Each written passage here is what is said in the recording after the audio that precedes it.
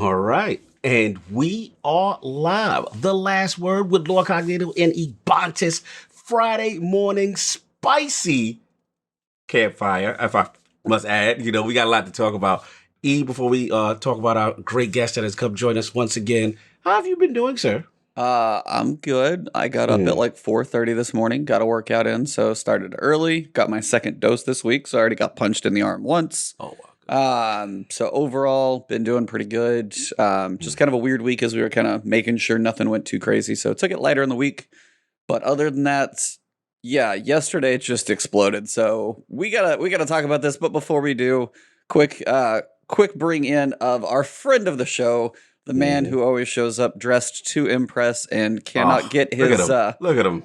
Cannot even get him to start moving and bobbing and weaving. He's going to be throwing shots today across the bow, straight into the boat. Sir TieGuyTravis, man, we are happy to have you here.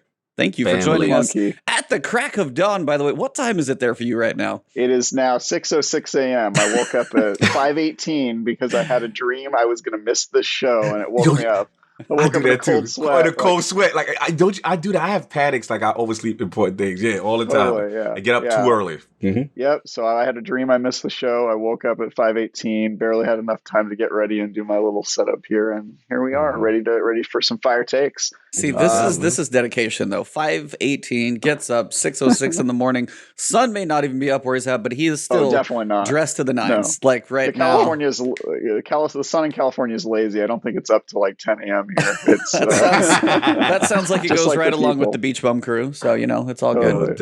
Look, first of all, thank you for coming, brother. Because when this topic went down, and I saw your Twitter, I said, "Oh, this gonna be spicy. Travis in here. It's gonna be lit." So I'm glad you can make it. Thank you for getting up early, sir. We really appreciate it. So just a light show, right? Feel good vibes, right? Everything's good. Yeah, right? Positive things are coming. The shader system's going to be getting improvements to it. We're actually going to be able to not have to deal with consumables. And that pretty much crosses off the list of the positives. Now, I mean, it almost does. So we got a lot of information. So I think we just have to start with the bomb because Guardian Games we can cover after, which is its own thing. But TWAB yesterday dropped, and the big news was armor synthesis, which is a creative way to say transmog. And we got news of how it was going to work and a couple complicated things. Before I even get into the nitty-gritty of reading out literally what it says, Travis, I want your take first. I mean, I don't think you even finished reading it before you had to go take a walk or something. Like, please tell us, how did yesterday go for you? Well, yesterday I checked out the TWAB, and when I got to the point where they were adding 3 more currencies that all had the word synth in it, I literally just sighed, facepalmed, stood, and started pacing around my room like, what in God's name is happening right now? So that took me from back just from the set. Like it's crazy to me. Like we'll get into all the details and the weeds of how messed up the system is, but honestly, I was wondering for a year, what is taking Transmog so long? Because to me, I mean, I'm not a developer, man. I don't want to oversimplify it, but it seems like it could have been one button that just said add to armor collections, or they could have just made, armor ornaments in the collections tab a little bit bigger and added all the ones that you have automatically, or some system like that allowed you to access it. And so I was just like, why is it taking so long? And then seeing their system, it is so complicated. 3 new currencies, a new system of bounties, a new way to buy them, which requires a separate currency that you have to purchase.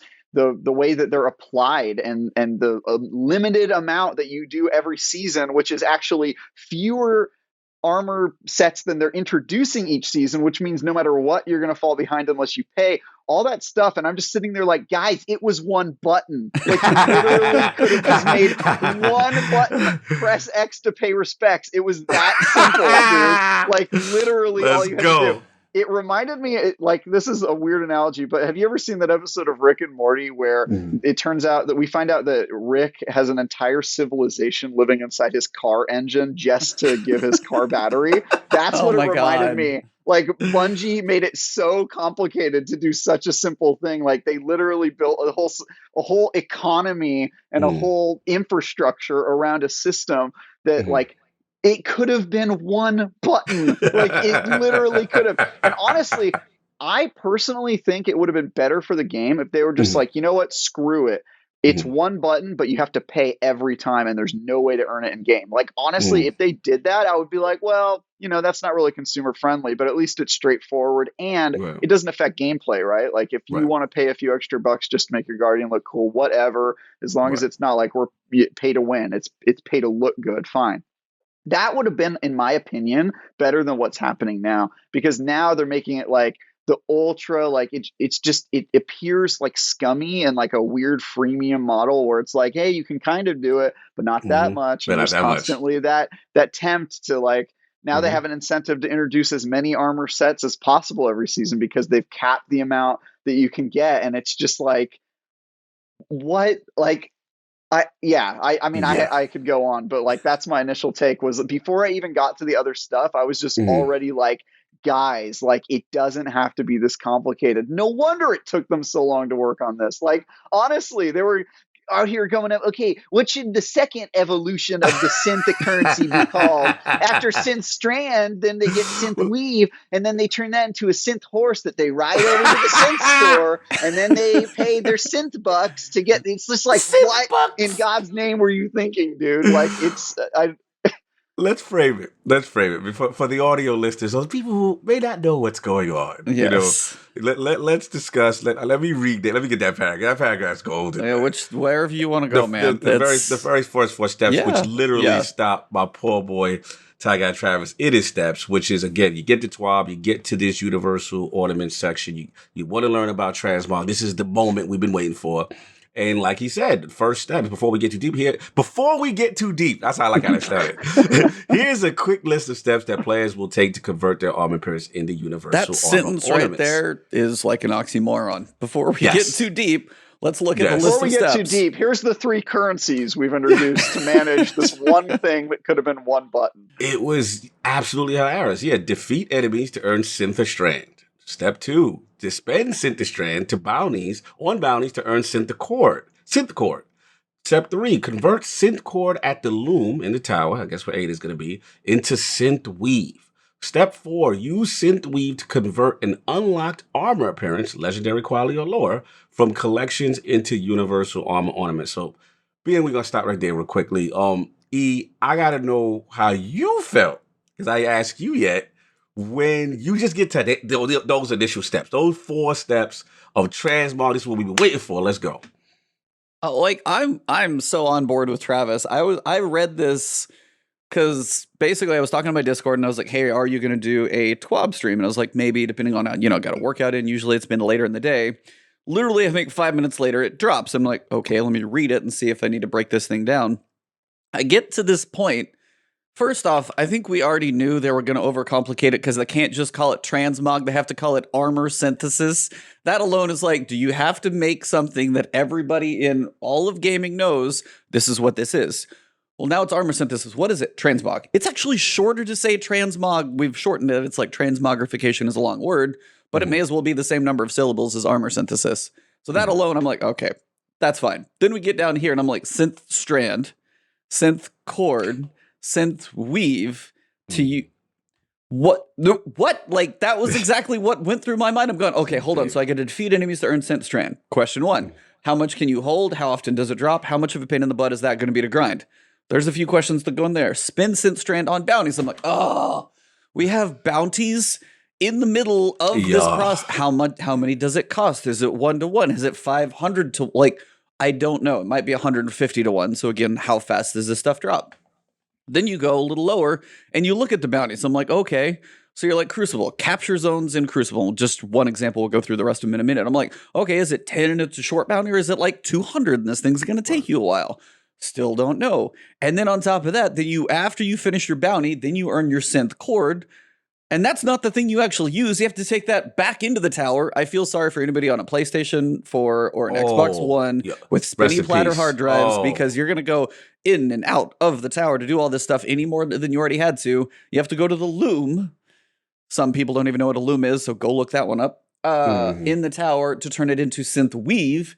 And then that's when you finally take that currency into somewhere in the armor system to finally make your one piece and ornament. And I'm going, I know the people who enjoy Destiny more than I do, and I appreciate those that do.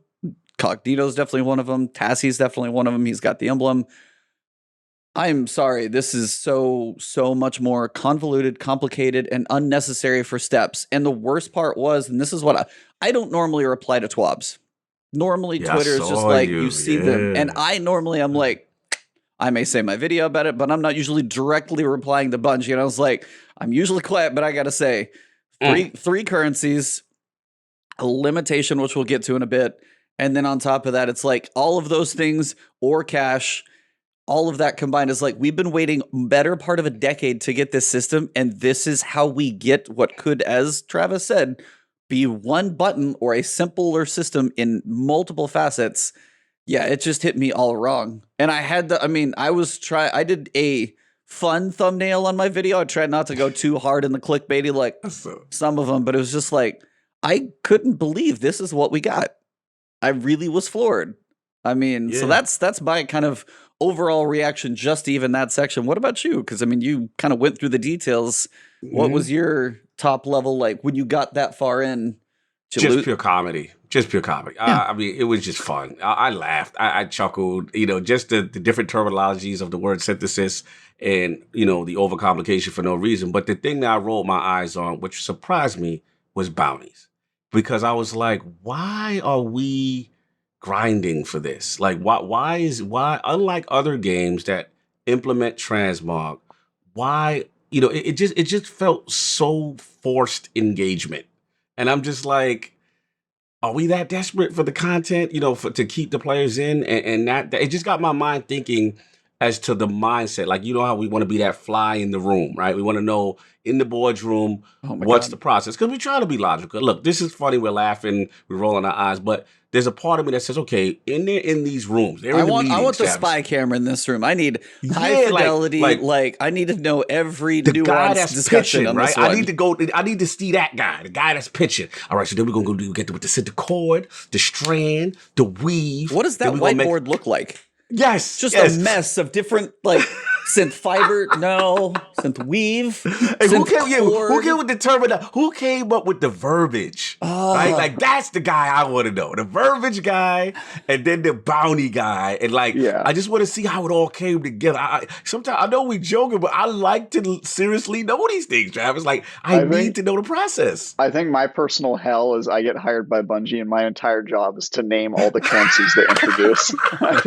I think like if I ever end up in like a strange, you know, in between life and death scenario from a Faustian bargain, it'll be like me, and they'll be like, and what should we call level 2 of the currency? And I'll be like, how many more do we have? Dude, you know what's crazy? You know what I was thinking of too is like, think about how many currencies and consumables we have to consider just for armor. Yes. There's 3 upgrade materials for armor, right? There's all the Ascendant stuff. There's shaders. There's armor mods. There's now 3 synth currencies. There's silver and bright dust if you're acquiring armor. There's legendary shards if you're taking armor from your collections, and glimmer. That's like 12 currencies for one thing in Destiny. One thing. It's got like 24 currencies like helping to govern it, and it like I complain about currencies in Destiny all the time, and it's kind of like tongue in cheek. It's because a lot of them are like defunct currencies where it's like, how is this still in the game? Like one of the things that always has cracked me up is that like now in Destiny, there's a legitimate currency called chocolate strange coins that is a edible fake version of an old currency from Destiny 1 that now is no longer relevant. And all of the things involved in strange coins are also irrelevant, like Zur and everything else. So it's like a play on a currency of a currency of a guy that nobody remembers. And it's just like, it's so insane to me that that's in the game. And like that stuff is funny for me. It's just like, wow, like currencies in this game are absolutely insane. But imagine being legitimately a day 1 player. You start on season 14 of Destiny. Right. And the first thing you do is you go, okay, well, let's learn all the currencies. And as you're killing things, you're getting the synth dropping automatically, and you're starting to like figure out how to spend it. And like my brain would just explode. You ever you ever hear that an MMO is really cool and then you log on and it's so complicated that you're just like, all right, screw this. Like, this is way too much work. Like, that happened to me with like Warframe the first time I tried it. Oh, Like, I've I heard got that. on and I was I've heard it's crazy. I hear Warframe is great. And then I that logged happened to on and I was just me. like, dude, I don't have time to create an encyclopedia off of this shit. Like, it's like, and I just sort of, sorry. No. Yeah, I just sort of logged those will off probably because- happen today. Yeah. Heads up, everybody. It may be not Spicy. no longer G rated from this point forward. Trust me, I'm holding back on for the sake of the children.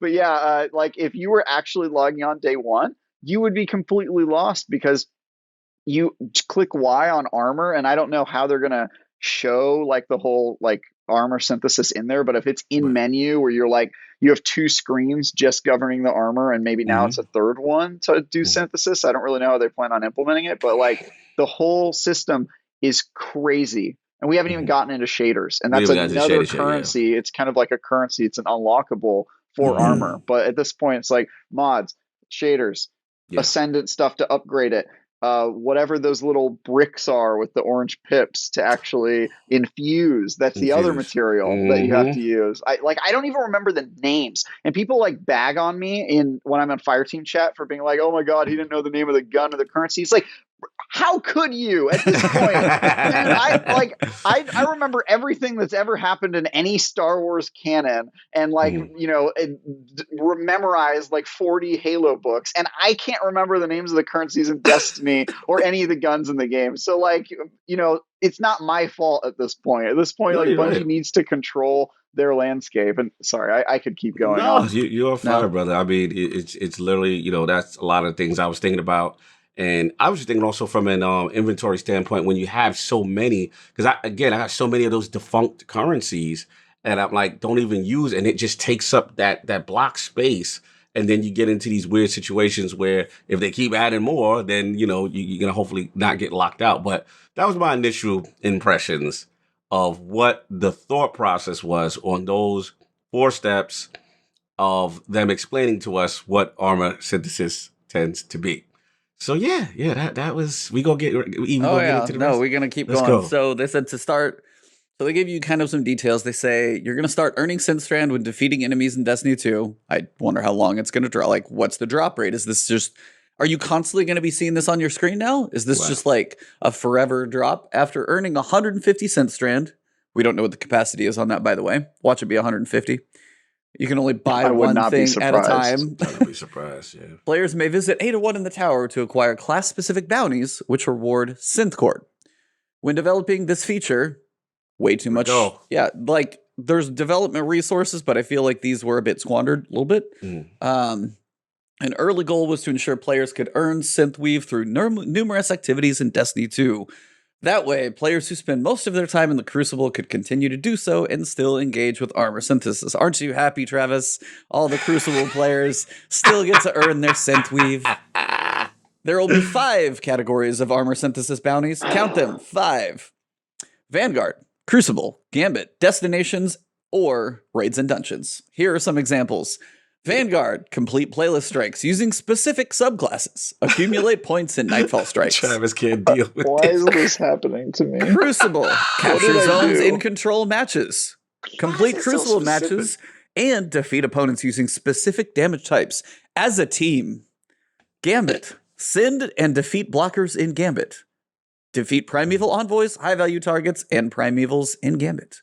Destinations, defeat nightmares. That thing from like 2 years old that's still hanging on any destination or in nightmare hunts, because those still need relevancy. Defeat bosses while defeating the blind well, another 3-year-old activity, I'm sorry, within the Dreaming City. We lost Travis.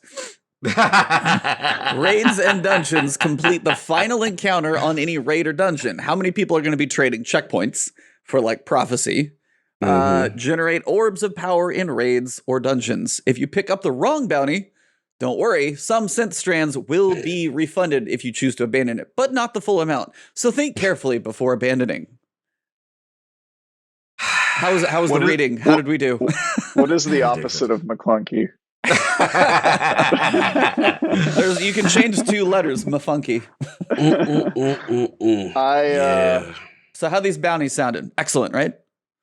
high quality. I guess this is the model for Destiny now, is anytime there's an event or activity that they want us to do, they drive us back to the same pillars of Destiny that they do for everything else. It's the same with Guardian games, where you're like, oh, what are you doing in Guardian games? Are you doing something unique, or is it like a new event, or are they adding like interesting objectives for you to accomplish? No. Go do strikes and go do Crucible and go do Gambit, the only things that we have in our game. And like it's crazy because their live team has come so far, and they clearly have like a lot of resources. And I mean, just look at how much they add in Eververse for every season, every event, and you'll know like, okay, there's clearly people who are focused on this. But when I think of like the very first live event they ever did, which was Festival of the Lost in Destiny 1, even for that one, they didn't really have a lot to work with, but they clearly put time into decorating the tower. And then they had these little activities you had to do within the activities that were unique. They didn't add any unique activities, but they had like, a thing where I think you had to jump off the map in Vault of Glass or something like that while dressed as Atheon. Like that was like one of the objectives. And if you did that, then you completed a bounty. But they had like little clever ways of going, hey, go out to these beloved events and like do something interesting there to complete this thing. And even that is gone. Now it's just like, go and just do strikes again, man. Like now we added a playlist where everyone's a Titan. So it'll just be a lot of punching like that. That's really like, to me, minimal effort. And this is like the same thing. It's, hey, go do Crucible, go complete bounties, go do all the stuff you're already doing in the game. And they're giving you more reasons to do it. But now there's also more to think about. There's more to manage your inventory. There's more times you have to go back to the tower and go and trade materials with some, dumb face on screen. It's like, hey, while you've got the little like things on the side. This game is becoming a monster, and it's crazy philosophy wise, because when Destiny 2 launched, their whole point was, we're going to simplify things and we're going to take out the culture of like everyone having to log on every single day to play Destiny just to be relevant. And that was like their goal. And now they've backtracked from that because of the community. But like the community is kind of to blame for this, because they were like, we want things to grind for. We want more reasons to log on. And now Bungie's you got what you wanted. Oh yeah. It's like one of those things where like the devil, you get the monkey paw, you get your wishes. But the wishes. Yeah. Be careful what you wish for. Yep. It's that exact like terrible trade-off. And now we've got exactly what we want for it. There's a million reasons to play Destiny every day. There's a million things to grind for, but at what cost? Your soul.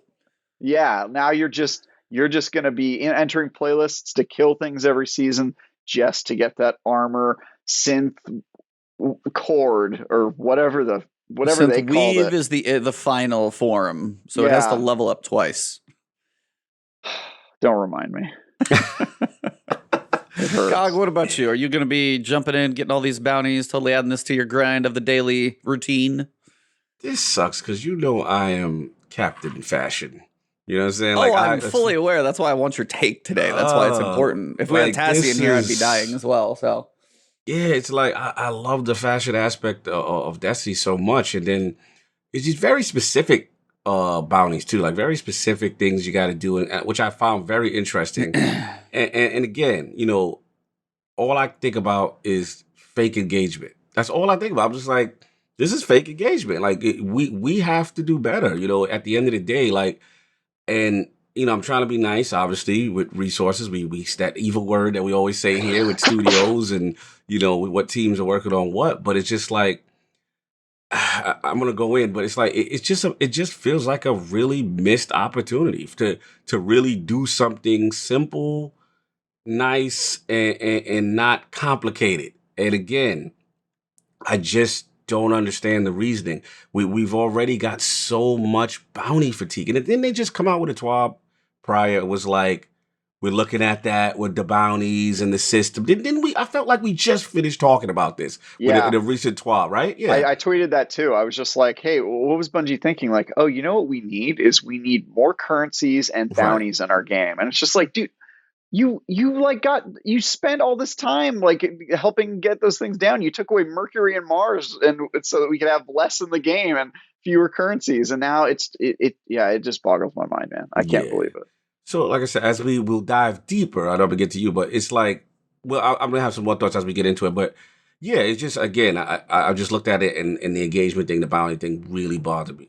So, E, on this portion, before we get even deeper with this, where are you at with grinding, getting your bounties up, going to see Ada, running that control capture point? I mean, you can run your dungeons and get some shaders. Well, for one, you're gonna have people abusing checkpoints for this. Yes. That's gonna be one. So, who's got my checkpoints? I can knock out my synth bounty. Do you think people actually grind for this? I hope not. Because it sounds like something you might be able to passively accomplish while you're playing the seasonal. That could be part of it. I guess part of me is we only know half the story here because we only know vagaries of the details. We don't know the details of how much things are going to cost, how much synth... Crap, I can't even remember. This is 5 minutes ago. How much synth strand do I need to go get? So how much do I need to go into the world and get synth strand? So I need to go into strikes and get synth strand to come back and buy a bounty to go back into a strike so I can work on earning my synth cord. And then that synth cord, I turn that I think that's right. And it's... I think I'm having a brain tumor just manifest itself as you I may have just had an aneurysm, so forgive me. Can you stop saying their names? From now on, synth cord is like Voldemort. It shall not be named. You can't use the word synth on this podcast from this point forward. So I've got to earn stuff in basic activities to buy the bounties, to then go do those bounties to get other stuff, so then I can go put it into a loom. So the big question for me is how, like, some of these are defeat the final, raid encounter. That's checkpoints right there. But it's like capture zones and crucibles. Like, is it going to be 50 or like 100, like a night, or like an Iron Banner weekly thing? Right. Or is it going to be, go get 5 zones and you're done? Then it's like, why am I even doing it in the first place? So it's like, either way, I don't like the feel of the bounties if they're short or long, because it's still just an arbitrary step when you're going to go make us go into these activities to earn it in the first place. Like, you could take the bounties out and be like, hey, it costs like 500 synth strand to buy one. Takes a little while to drop. As you go through doing activities, you'll slowly accumulate it from different places. Boss kills may give you a little bit more. Raid bosses give you a little bit more. Dungeons, trials will probably give you a little bit more. That type of stuff could be a way to accumulate this and then go buy your ornament. Like, that would be this. Just take, I've seen it too many, like, Shackle Shotgun yesterday did it, and I forget somebody else. They're like, here's the list, and they literally just like took, earn this, and then they moved up the bottom line of like, then go unlock your ornament, and just took out 2 and 3. Just like, earn this and unlock your ornament. The other 2 steps don't need to be there. So it's just like 2 and 3. And again, for me, how long are these going to be? What is the cost? You always have to go back to the tower for it. You technically can buy. You can use your phone app now. So don't forget. Get those phone apps. I forget that's a thing. App I have to do. I forget that's a thing. Honestly, probably 99. They add that. They might not, because it requires a specific material. Because the other ones you just pay Glimmer for. I don't know. Oh, good question. It's a good question. Mine's more, at least with respect to the bounties. I don't know how involved they're going to be. Some seem just go kill a boss or do certain things. Some may be stupidly specific. We'll see. But also, how long? That's the other question. So until I see that, I don't know if I'm going to love or hate them. But it's just more bounties. So, I mean, I'm not going to love it. Yeah, it just, like I said, it just feels like they're at least the system itself, it feels just stuck in this antiquated thing of cycle of what we've been doing for a while. It just feels redundant, and they've applied it to a shader system. So it's just like, that's why I think the disgust in Travis' face is where it's going to be, because we've been, as Destiny players, we've been doing this bounty stuff for so long. And they've got to figure out a new mechanic, or just eliminate steps and make things simpler. Another thing the community asked for, bounties. Yeah. Remember when Destiny 2 Vanilla launched and they removed the bounties, and everybody was like, where's our bounties? And I was like, guys, you do not want bounties. Like, I was like, what? Why are people asking for bounties? Because there were those weekly challenges that appeared on the side.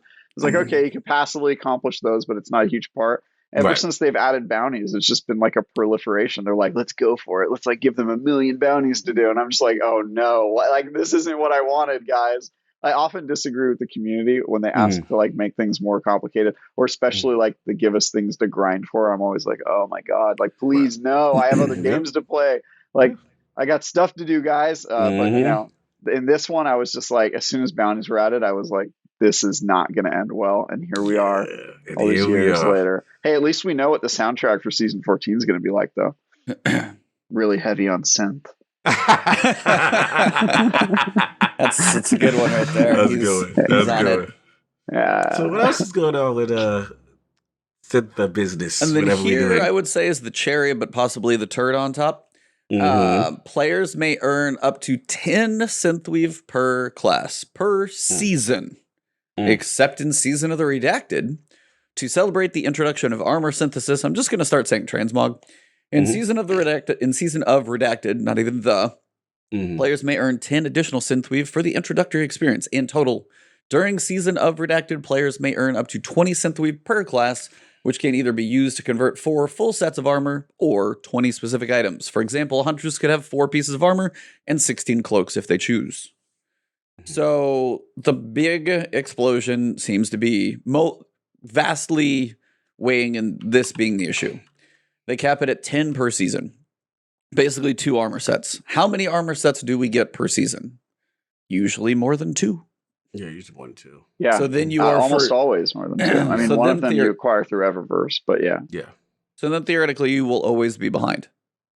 Right. This is like a completionist nightmare if they don't have deep pockets.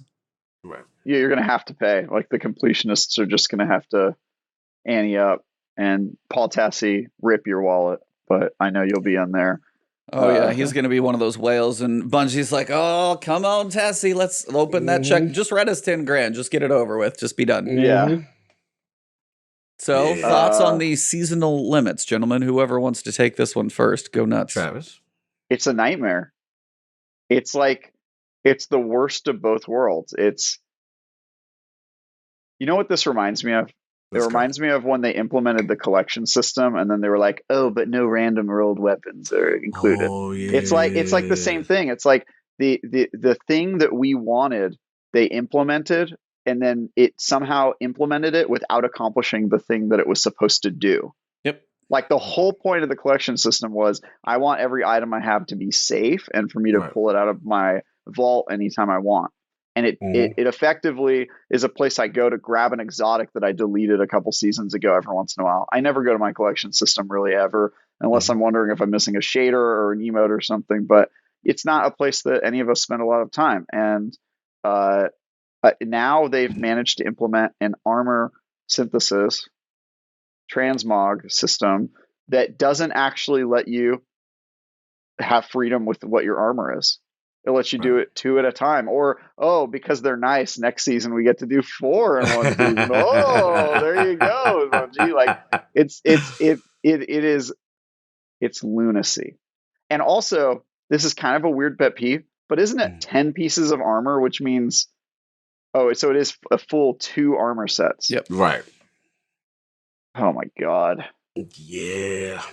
But imagine if you don't do you have to do 2 armor sets, because if you were like a hunter and you decided to spend like 5 of your armor pieces on capes or whatever, then you have like an odd amount and you can't do a full armor set. You know, you're like, then the next season you're like, I'll use 4, and then you get there and you're like, I don't have enough for the full armor set, and you know, there's that whole thing.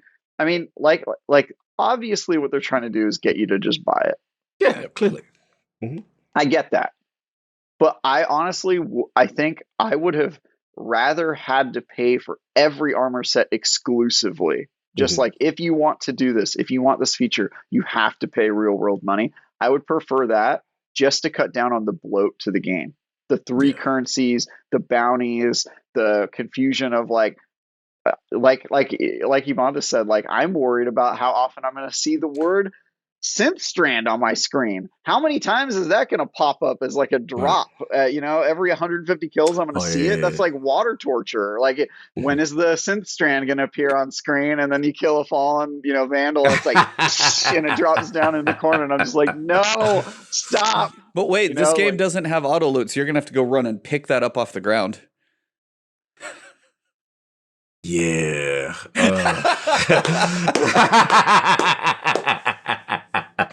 That hopefully they don't apply the Laurel system, with this. That's the last thing we need them to be doing. Your synth or whatever roll down the cliff. Yeah. Oh yeah, you get a Synthweave and you're at 149, and then it like a heavy ammo brick, it falls and tumps over the side and falls off into the oblivion. The day I find myself running around in Destiny trying to chase down a synth strand that's rolling away from me is the day I just get up and walk into the ocean. I think that's going to be my Hey, my at least you're swan closer song. to it than I am. So Yo, I feel you, man. Again, this is something.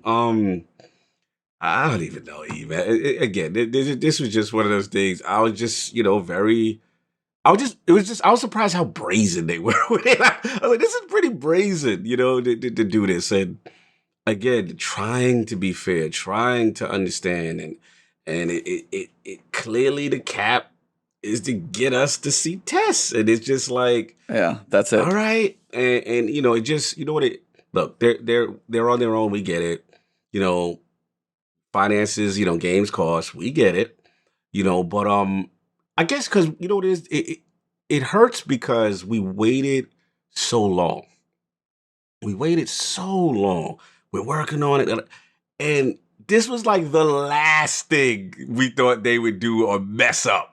Like, because we waited so long. Because it could have been one button. It could have been one button, dog. It could have been. Mess it up. It's one button. And it was like, it kind of reminds me, it has some eerie similarities to how when we waited for trials. And it was like, okay, we're gonna take a look at it, and we're gonna make it better than before. And the old, like, that if it wasn't broke, don't fix it thing. And I'm just like, why is this so complicated? Like, again, like you said, Travis, like, one button, why are we doing this? So again, to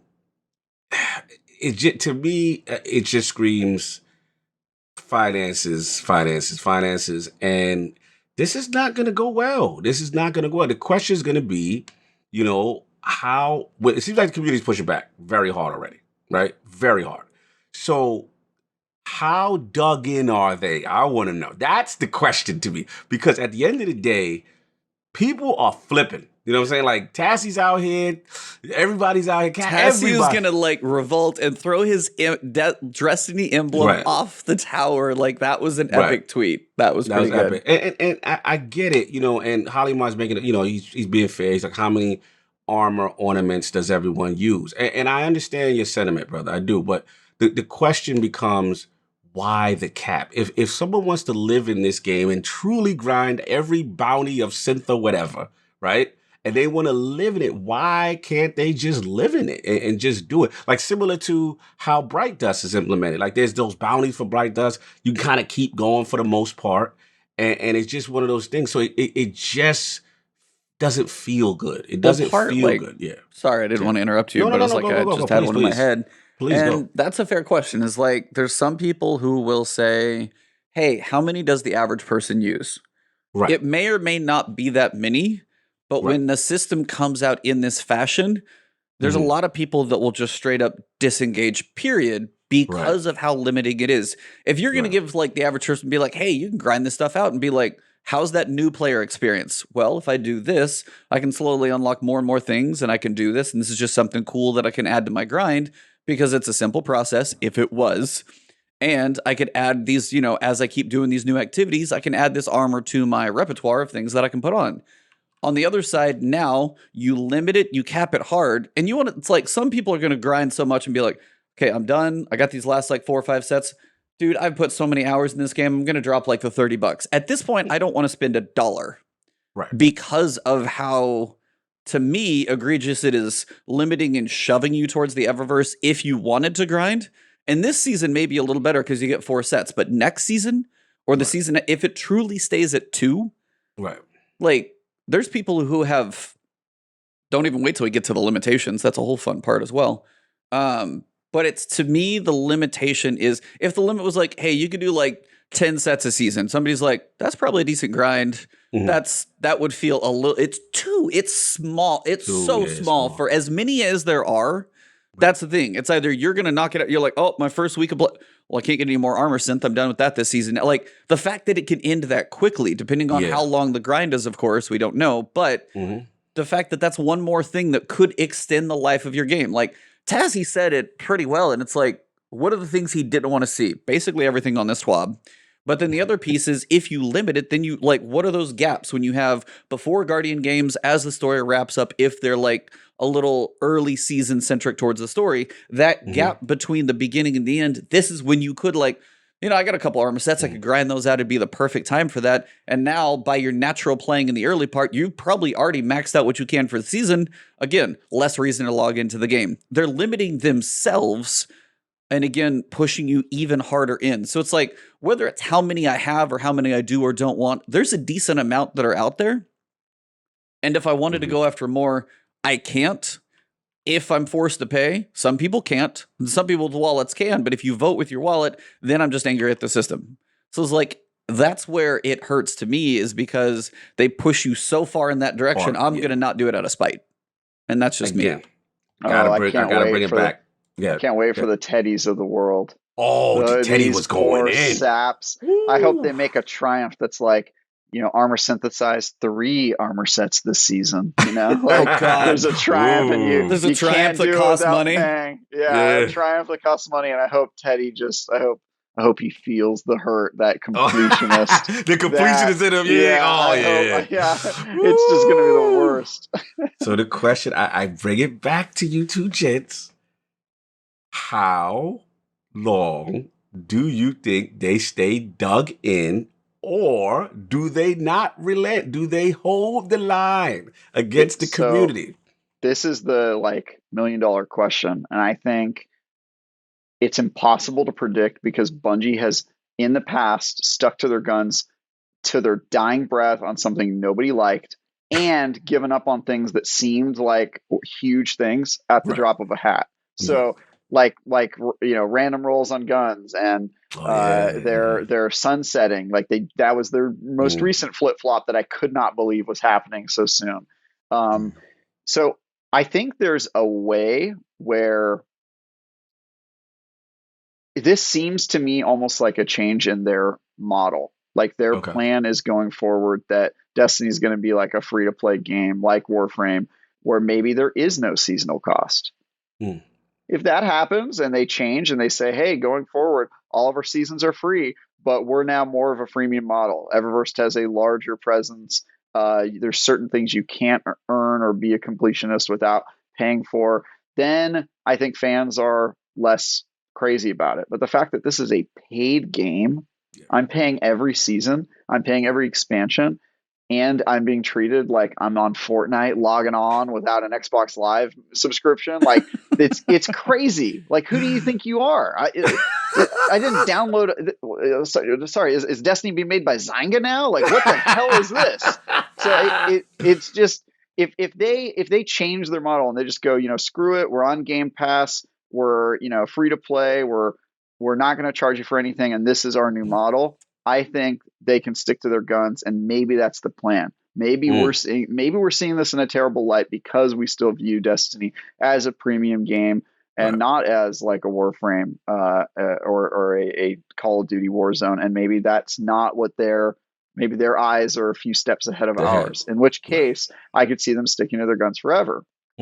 But if it's typical Bungie, and they just did this because they felt like it and didn't think it through, and they're going to flip-flop on it, and maybe before the system even launches, I could also see that. So I don't think there's really a way to predict it. I think you kind of have to know, like, where is Bungie's head? Is this a strategic shift because they're thinking of changing the way that Destiny works and their model, or is this just something that they completely bungled? Or bungied, as I call it, when they do it. I was like, I heard one, and this is one that I would hope isn't true, but if you take the whales, you roll it out in season 14, let them dump as much as they're going to in season 14 to unlock as many, and then fix it in 15. Right.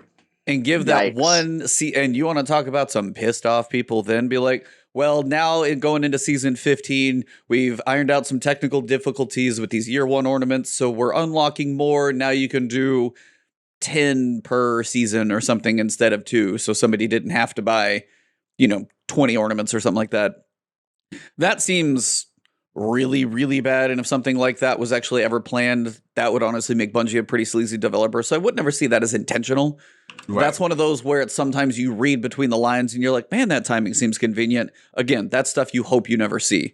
But on the other side is, as you said, what somewhere somebody had to be like, hey, they do these like community feedback things and they're all pumped and doing the Bungie fist pump tweet outs and stuff. Like they're excited about a future. Did they like put feelers out on this to say, hey, how is this going to go down? Do we ever expect this?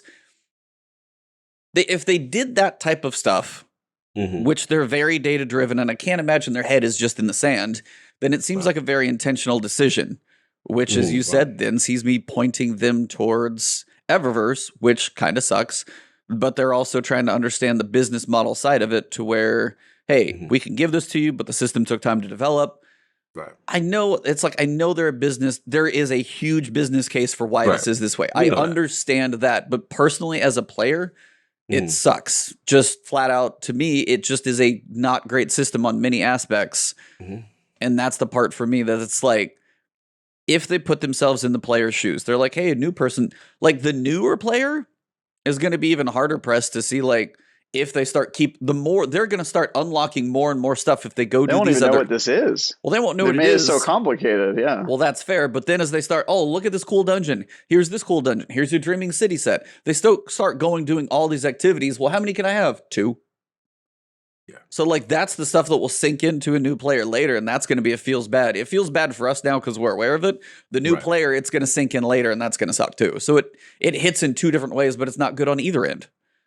Right. Yeah, and my like question is like either I think they tried to accomplish 2 things at once with the system. On one hand, they're trying to make it an engagement play where they're trying to get those monthly active users up because that's what every live service cares about, right? Yeah. With the like gamification, which they clearly tried way too hard to gamify it with all the currencies and like the leveling up, like you're training your Charmander to a Charizard with a synth, you know, like it's like this weird like Pokemon evolution thing. And then on the other hand, then they capped it. They go, okay, now we did our gamification thing, so we're going to make sure they can only do so much of that. And then the other half is monetization. And it's like, those are both things we know Bungie cares about, is like gamifying and forcing people to log on and grind for stuff and getting them in the game more and for longer. So we know they care about that. And then they also care about their bottom line. And they're doing both of these things. And I think that if they would have just picked one, the system, like they would have gotten half as much flack as they're getting now. But the fact that they tried to do both, they made this crazy convoluted in-game gamification and tried to get the money. Like, pick one, man. Pick one. Either your goal is to get people to play your game as often as possible, and you're going to make this really bonkers system to force us to play, or you're going to just make money off of it. But like the fact that they tried to do both, it makes it seem like both failed, and they didn't accomplish. We'll see if they kind of didn't accomplish their goal, which is like making it so that you can apply any look to any armor, which like if you play Diablo, like it's one button and you can do it with any armor and any armor that you've acquired. And instead it's just this monster that doesn't even accomplish the thing that we thought it was going to accomplish, e.g. the collection system. Yeah. So you said it good, brother. I mean, very, very interesting. And like I said, I'm just curious to see if we get a sunsetting reversal at some point. Do we get a lightening up on the cap? Do we get anything with how crazed the community is? Because the community's not having none of this. But you know, we're going to see how dug in they are. And we still got we got shaders and more ornament. Hold on, we got more. Yeah, so, in case it wasn't complicated enough, let me explain the exceptions, the caveats, the asterisks, or the footnotes, whatever you want to call these. I can't talk. That's how fun this is. Universal ornaments may only be applied to legendary armor pieces. Exotic armor pieces cannot take the appearance of an alternate armor, as we want to maintain their appearance for players to quickly identify and understand what exotic perks a player may have in all activities. You can put exotic ornaments on there, but they want you to be like, if you're running 6 Coyote, they want to know this person's going to be dodging like crazy. We get that. That's kind of been a general trend with exotics for PvP mostly. Bless you. There will also be a few exceptions at launch for year 1 ornaments due to technical constraints. Again, we see there's this trend of technical limitations when we joke about this and wonder how long D2 is going to last. Still a thing. But we are working on solutions for these exceptions are as follows. Year 1 armor ornaments, Vanguard, Crucible, Iron Banner, Faction Rallies, Prestige Raids, Trials of the Nine. You can't tell me, like, Trials players would be like, dude, I want to go flaunt my Trials of the Nine stuff because nobody else has this stuff. Yeah, I have it. The Prestige Raids, the Trials stuff, Faction Rallies. So what was the reason for that? I don't really technical limitations. Technical limitation constraints. Yeah, something with that system looks like they, like I said, that year 1 stuff or whatever doesn't play nice technically. I guess. I don't know if again, that's where I wonder how weirdly complicated every piece of gear we is. Right. But then they said below that you can apply it. Yeah, ornaments can still be applied if the base armor piece is from an activity that the ornament originates. So if it still shows up as an armor ornament though, because I love the year 1 Iron Banner armor from Destiny 2, which is like the one that makes you look like a samurai. Like I rock that all the time in Crucible. And I know it only shows up as an ornament in my ornament list if I'm wearing an Iron Banner armor set. So I always make sure to go to my way and get a good Iron Banner armor set because I want to wear that armor. But like if it's already in your ornaments list, it's still like this. And believe me, I read this about 4 times and still was confused. Ornaments can still be applied if the base armor piece from an activity that the ornament originates. As an example, if a player owns Crucible ornaments, why does that not make sense? If a player owns Crucible ornaments from Curse of Osiris, which I do, they may be applied to Crucible armor pieces at no cost. However, these ornaments cannot be applied to seasonal armor. Why? What? So if you have the Crucible armor ornaments, you can apply it to Crucible pieces, but you can't apply the old Crucible armor ornaments to basically anything else. Right. It has to be locked into the activity it originated with. Yes. So it's that seems databasey. It's like some weird tagging of inventory items. That's databasey. That's some technical weird new. Yep. Additionally, I'm sorry. I'm just going to try and cover all this at once. No, please. All base armor appearances from the 2018 and 2019 Solstice of Heroes events will be available for armor synthesis. Transmog should just say that. However, due to an issue where 2018 and 2019 glows cannot be socketed alongside armor appearances in the new Guardian appearance system, the glows will not be supported. Hopefully you didn't grind those out because you're not getting them. Solstice 2020 armor were developed with the Guardian appearance system in mind, and players will retain the white armor glows if it was earned during the event. Subclass-based glows will continue to function on their universal ornaments as well. There's a lot of caveats in here. This is my personal Vietnam. You going through it right now. Yeah, I mean, kind of sucks, man, with the year 1, especially because we waited so long, and I some of those, like Travis said, like Trials of the Nine, that looks cool, very unique. You can't get that set, anymore. And Faction Rally, I was a huge New Monarchy fan with the shaders and the stuff that they got going on there. Banner kind of hurts a little bit as well too. So it's just like Vanguard is probably the only thing I don't be. I'd always thought the Vanguard stuff was ugly. That's just me. So I don't buy it. Is. Yeah, okay. I was just like that one, but yeah, it's just here we go, and then like he was saying with the glows, with the Solstice of Hero stuff, and that stuff was extremely grindy. Yeah, you had to masterwork that stuff and all those pieces. So it's a shame. I'm trying to be nice here with technical difficulties and database stuff. I'm trying to be respectful here.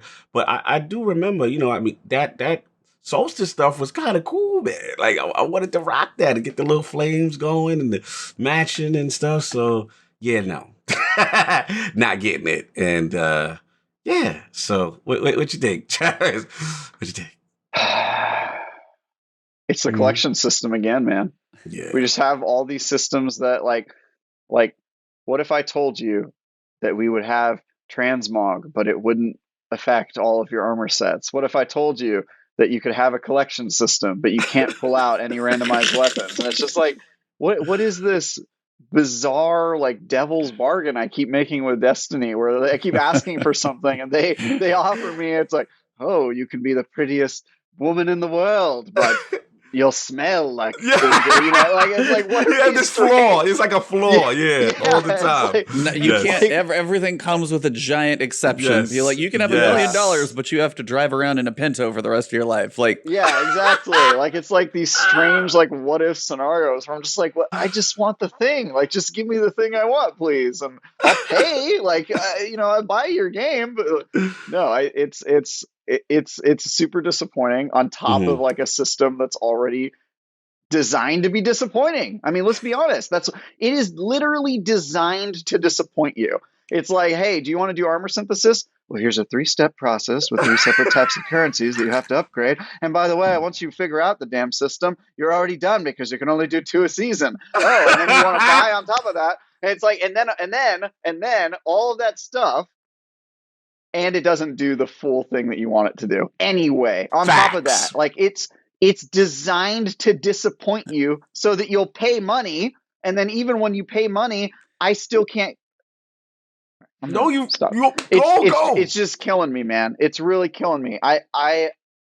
There has to be. I always say this, and I'm always disappointed. Let's go. But there has to be something we don't know about that Bungie is planning. There has to be an announcement around the corner where they're like, we're going full free to play. It's just a freemium model now. You don't have to pay for seasons. There has to be something like that. Otherwise, nothing they're doing makes sense. That's all I've got, man. Like, it's kind of like those, the leap of faith, believe in Bungie sort of thing, which I think lots of people in the Destiny community drink the Kool-Aid, myself included, where I'm just like, this game, I know they've got a plan. Like, there's something going on that they figured out. And often we're just wrong. And they're, for me, for example, weapon sunsetting. When they said weapon sunsetting was a thing, there were those of us in the community, myself, Paul Tassi, others, who said, believe in Bungie. They got to have a plan here. They wouldn't just be telling us weapon sunsetting unless they were going to try some crazy stuff where every season the sandbox was going to be crazy and dynamic and they were going to try new things. And then it just didn't happen. And the only guy who saw it coming was the most pessimistic dude ever, Destin, who was like, there's no way they have a plan. And he was right. I'll be on Fireteam Chat later today. Shameless plug. If you guys want to watch that. And I'm sure he's going to have a pessimistic take on this. But I got to hear Destin on this one. I got to hear Destin on this. That's going to be an amazing, just like dumpster fire of a take. It's going to be awesome. There has to be a plan, or there isn't a plan and I'm appalled. Like, I just have no words beyond the million words that I've just exploded out of my mouth. But I have no words but these words. But these ones. I have no words. But with that said, here are a few thoughts. Whips out manifesto. I'm going to go ahead and read you my dissertation over why this is a bad idea. And we haven't even got to the best part. I know. Eververse I know. will also offer Synthweave templates for direct purchase through the Guardian appearance screen. You don't even have to. Did you say Synthweave templates? Is that a fourth currency? Yes. Did you say Synthweave templates? Yes. Did you say Synthweave templates? Are you? Get him, Jeff! Get him, Jeff! And Synthweave template bundles, because you need more of them. You can buy them in packs of 5. I love this.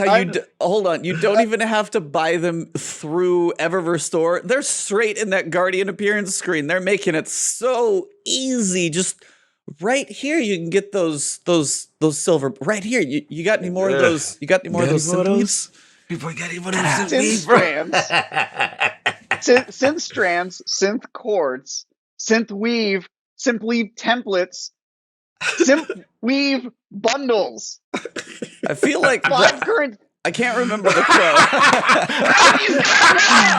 Synthweave bundles. We lost him. What is happening? I feel like at this point, it's like a movie quote, and I can't remember a TV show. It's like, Synthweave Synthweave, like Yeah, facts. That's what it feels like. Synthweave, what? Facts. Oh man. Woo. Literally watching my guest break down live in front of us. The decomposition is happening gonna be as we lit. speak. It's one of those things where just when I think I've accepted my disappointment, it bubbles up. Yeah. It bubbles up like my disappointing child who went into, painting or something. It's just like, I want to accept who you are. And then he goes, here's my newest doodle. And I'm just like, ah! Yep. Why couldn't you have been a doctor? Say Synthweave one more goddamn One time. Yeah. One more time. Say Synthweave, goddamn. That's where we at. That's Say it again. Say it again. Say it again. To avoid mistaken purchases, Synthweave templates from Eververse can be applied to all classes. How nice that is that? right there, the fact that you can only get 10 per class, what if it was just 30 per account? I mostly play my Titan. I don't usually play the other two because I haven't been a 3-class player in a while. What if it was just like so many per season per a general account? That would lighten this load a little bit. But again, now they're limiting the single character player and giving that 3-person. But again, nobody plays every character evenly, even at least a season. Some people are like, hey, I played my Warlock this season, then it was Hunter this season. And they do that kind of flip, and you can at least lean heavy into one. Nope, got to play them all even. Yeah. You know what's hilarious and really overlooked, if you think about it? Let's get it. Is synth is actually a word for like artificial. And everything about the system is artificial. The grind is artificial. The amount of currencies artificially decided and evolved, and the system of the limits are artificially implemented. Everything about this is so aptly synthetic that they've named the entire thing synth themed. Yes. It's so meta in the worst way. And absolutely. I think frankly, Bungie doesn't get enough credit for that. They don't get enough credit for that. Their wordplay is really on point. Wordplay is incredibly on the nose. Yeah. Bars. Yeah, they spitting bars right now. That's what we call it. Well, let's talk shaders. Yeah, let's talk them. Through the Guardian appearance screen. I don't know if I can survive. Before we get into shaders. that, question: do we think there's going to be a limit cap on the templates? No, 0 limit. You're going to be able to buy. They're not going to limit us. You're going to be able to drop $5,000 in there if you want to. Steam is going to take. There'll probably be 3 levels of bundles. There'll be Synthweave Bundle Bronze, Synthweave Bundle Silver, and Synthweave Bundle Please Lube Up. Yeah. Yeah, and if you transmog an armor set through the free model and not through paying, it'll have like a non-premium watermark all across the armor. Stupid. So, It's paid to remove watermark. Pay to remove watermark all over your armor. God. I'm done. I am done. This man said they gonna have a watermark on the joint. Wow. No. Yeah, that would be the worst. The Synthweave templates come with a bonus glow. Yeah, exactly. Or like a bonus exotic fashion piece, like the gauntlets all have Hawthorne's bird on your shoulder if you pay for it. Twitchy and all. If you do the freemium armor synthesis, you can only use the blue shaders with like the rust on them. And, only the Vanguard shaders. Only Zavala shaders. Yes. Zavala shaders are the only ones you get. Blue and orange, because for the love of God, that combo change, by the way. Can Zavala switch colors like blue and orange? It's just not my jam. God, I'm like Vanguard. No, just no, every time no. Yeah, blue and orange are like 2 colors that I think officially don't go together. If I showed up in a suit today and I had a blue tie and an orange shirt, you'd be like, Travis, did you have a seizure this morning while you were getting dressed? Like, what happened? You know? Did you get dressed in the dark? What she doing? The Vanguard armor looks like a Guardian, like that cartoon bit where they run through a closet. a Broncos fan. You know, we're like that's it. We finally got it. Zavala is from Denver. Zavala's from Denver. We finally figured it out. Thank you, IRL Titan. The last city's in Denver. It's like that. It's like that joke where a cartoon character runs through a wardrobe, and then when they come out on the other side, they're wearing like the random clothes that they ran through. That's what you get when you get the Vanguard. A bullet away asked, "Do you smell burnt toast this morning?" Yeah. So let's talk shaders. Let's talk shaders. Shaders. Hold on. Stage 2. This one gets me into more technical limitations because it's got to be through the Guardian appearance screen. We took an opportunity to improve the shader experience. Currently, shaders are a one-time use consumable that must be repurchased from collections for Glimmer or Legendary Shards. Starting next season, all unlocked shaders will be visible on the Guardian appearance screen when hovering over the shader bucket. Players must apply shaders for 500 Glimmer per piece of armor. Additionally, we've added the request to apply all, which will cost 2,500. There's not even a damn discount. This is the same Glimmer cost to purchase the shaders now, but we've done away with the Legendary Shard requirements. Okay, I want to stop right there and go, why the hell does it still cost Glimmer? And if the only thing I can think of, the only thing is that is so buried in the code that applying a shader has to be some transactional system thing, that is the only thing I can think of, because otherwise it should be zero. Because it's just like, I mean, no offense, but Anthem, I could paint the living crap out of my armor in Anthem no matter what color I want. Just click, try, material, color, didn't matter. Didn't cost me a damn thing. This, it's still Glimmer. Why? Yeah, why? And then we still have a Glimmer cap. But yeah, this has to be the only thing in my mind that I can come up with. It is a technical transaction in the system to apply this. This has to happen. Otherwise, it makes no sense to me. No way. I mean, like, it's been in the system. It's been in it since D2, though. It's been in since launch. That's the only thing. It's been in the system because they want you to spend, because that's the loop. That's how they get you. It's crazy to me. Let's just say I hope that's it. I hope you're right. I hope it is a technical limitation. Although that does seem to be their go-to. Their go-to move. Yeah. It's a technical limitation. We can't do it. It's not on us. Sorry, nice. You're just going to have to pay money just by accident. Oh, and season 15. Season 15, we've unlocked 20 more armor sets. There's so much more. Yes. You know what's crazy is I've never heard of a technical limitation to Eververse. Due to technical limitations, we can't. Facts.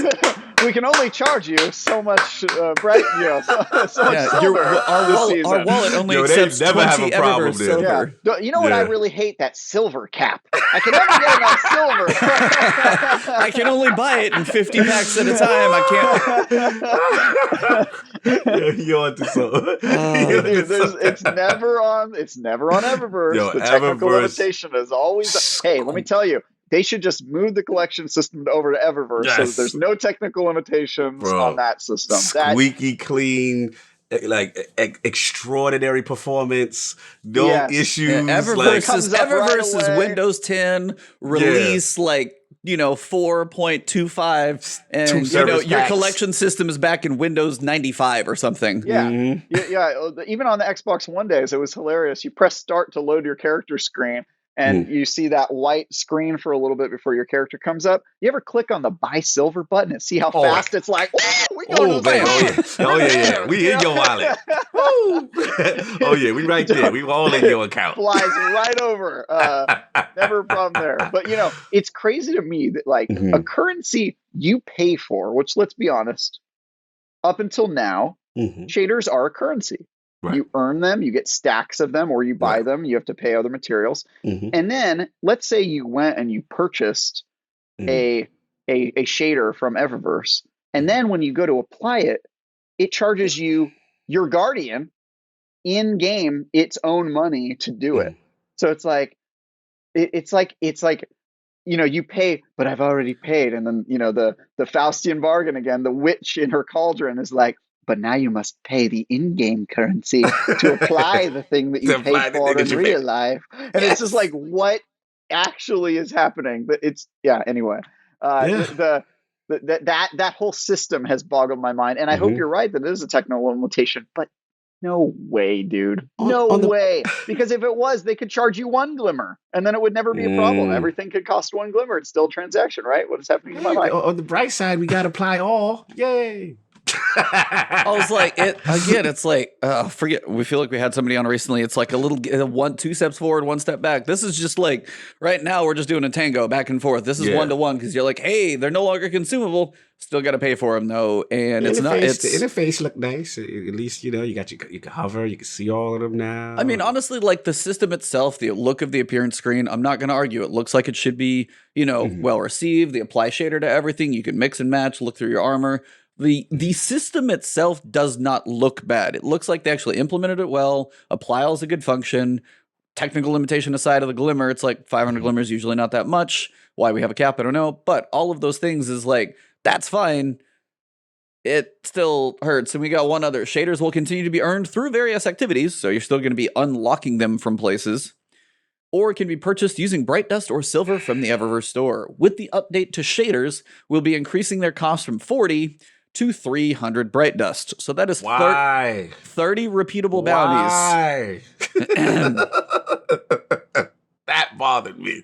Okay, Why? so that one actually makes sense to me. Break it down. Take me off the cliff for this. Up until now, they were consumables, and you had to pay for them a bunch of times, up to 5 times if you wanted to apply them to an entire armor set. Now you pay once, so it has to cost more.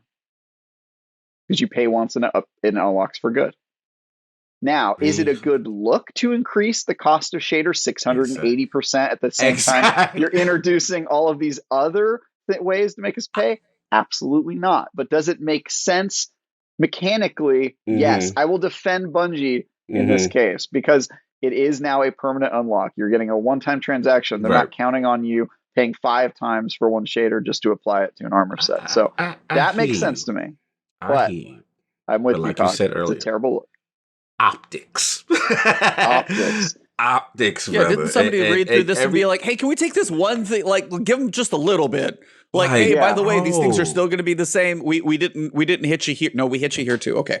Yeah, like, it's like blow after blow after blow. Like, again, I need to know who's in the room saying what to who and how they're saying it and how they're going to sell this to us. Like, what was the approach? Like, this is just, wow. like, really? This is what we do? I mean, again, technically, I get what you're saying, but you just told us we got a cap. You just told us, all these limits, and now we get to synth the template from Test Eververse, and you're basically forcing us in that direction if we want unlimited customization. And it's just like, read the room. They're not reading it. It's just weirdly tone deaf, like just out of control, and especially for the wait. We waited so long, like press X to do it. Like, why is all of this extra? And the crazy thing is how much they love to make us hold the X button in this game. And the answer was right in front of them all along for Transmog, and they missed it. You know how long I had to hold X this week to delete all my shaders upon request? I haven't even done it all. I haven't even done it all yet. I went to, Lord Cryptarch, what's his face? Raoul, Raoul, and just, the best Cryptarchs I've never known by name, only their deeds. So I don't know his name. I was like, Travis, I'm never going to Travis, our DM in here, just killing it. Yes. So I went to him and I just deleting it. And while I was holding X, I thought, I hope this is how Transmog works. I hope I could just hold X to apply something like you do with everything else in the game. But no. Yeah. I'm going to be grinding for Sith strands. Sith strands, cords, or weaves? You know what I love? Or bubbles. You know what you're doing. Or bubbles. You know what you're doing. This is my favorite What sentence. about those templates? Yeah. My favorite sentence is, and there you have it. We're excited for the addition of armor synthesis starting in just a few weeks. Who wrote this one? This was DMG, right? Did DMG write this? Yeah, no, like, I give DMG props. Like, no offense to the community guys, they are taking just a shitstorm right now, and I'll just flat up say it because it is all flying at them, and he's just holding up a riot shield. He's the messenger. No, it's just shooting the messenger at that point, and that's why you're like, what meeting rooms, levels of people did all of this go through to get to what we get here in this TWAB? How many pieces like, I would love to know the thought process, the discussions, to see where it landed. The finance guy walks in and says all this other stuff, and here's the balancing act, but these people are going to be mad. Who? The entire player base is going to be pissed, but we got to make money. We got a whole studio to open, and we got to pay for, 2,000% more people that we're going to hire, and we got to pay for it somehow. And people have been asking for this one thing for 7 years, so we're going to make bank off of it. Yeah, it's... Yeah. And probably they say does to anyone themselves, like this system? Have you guys heard anybody in the community who likes it?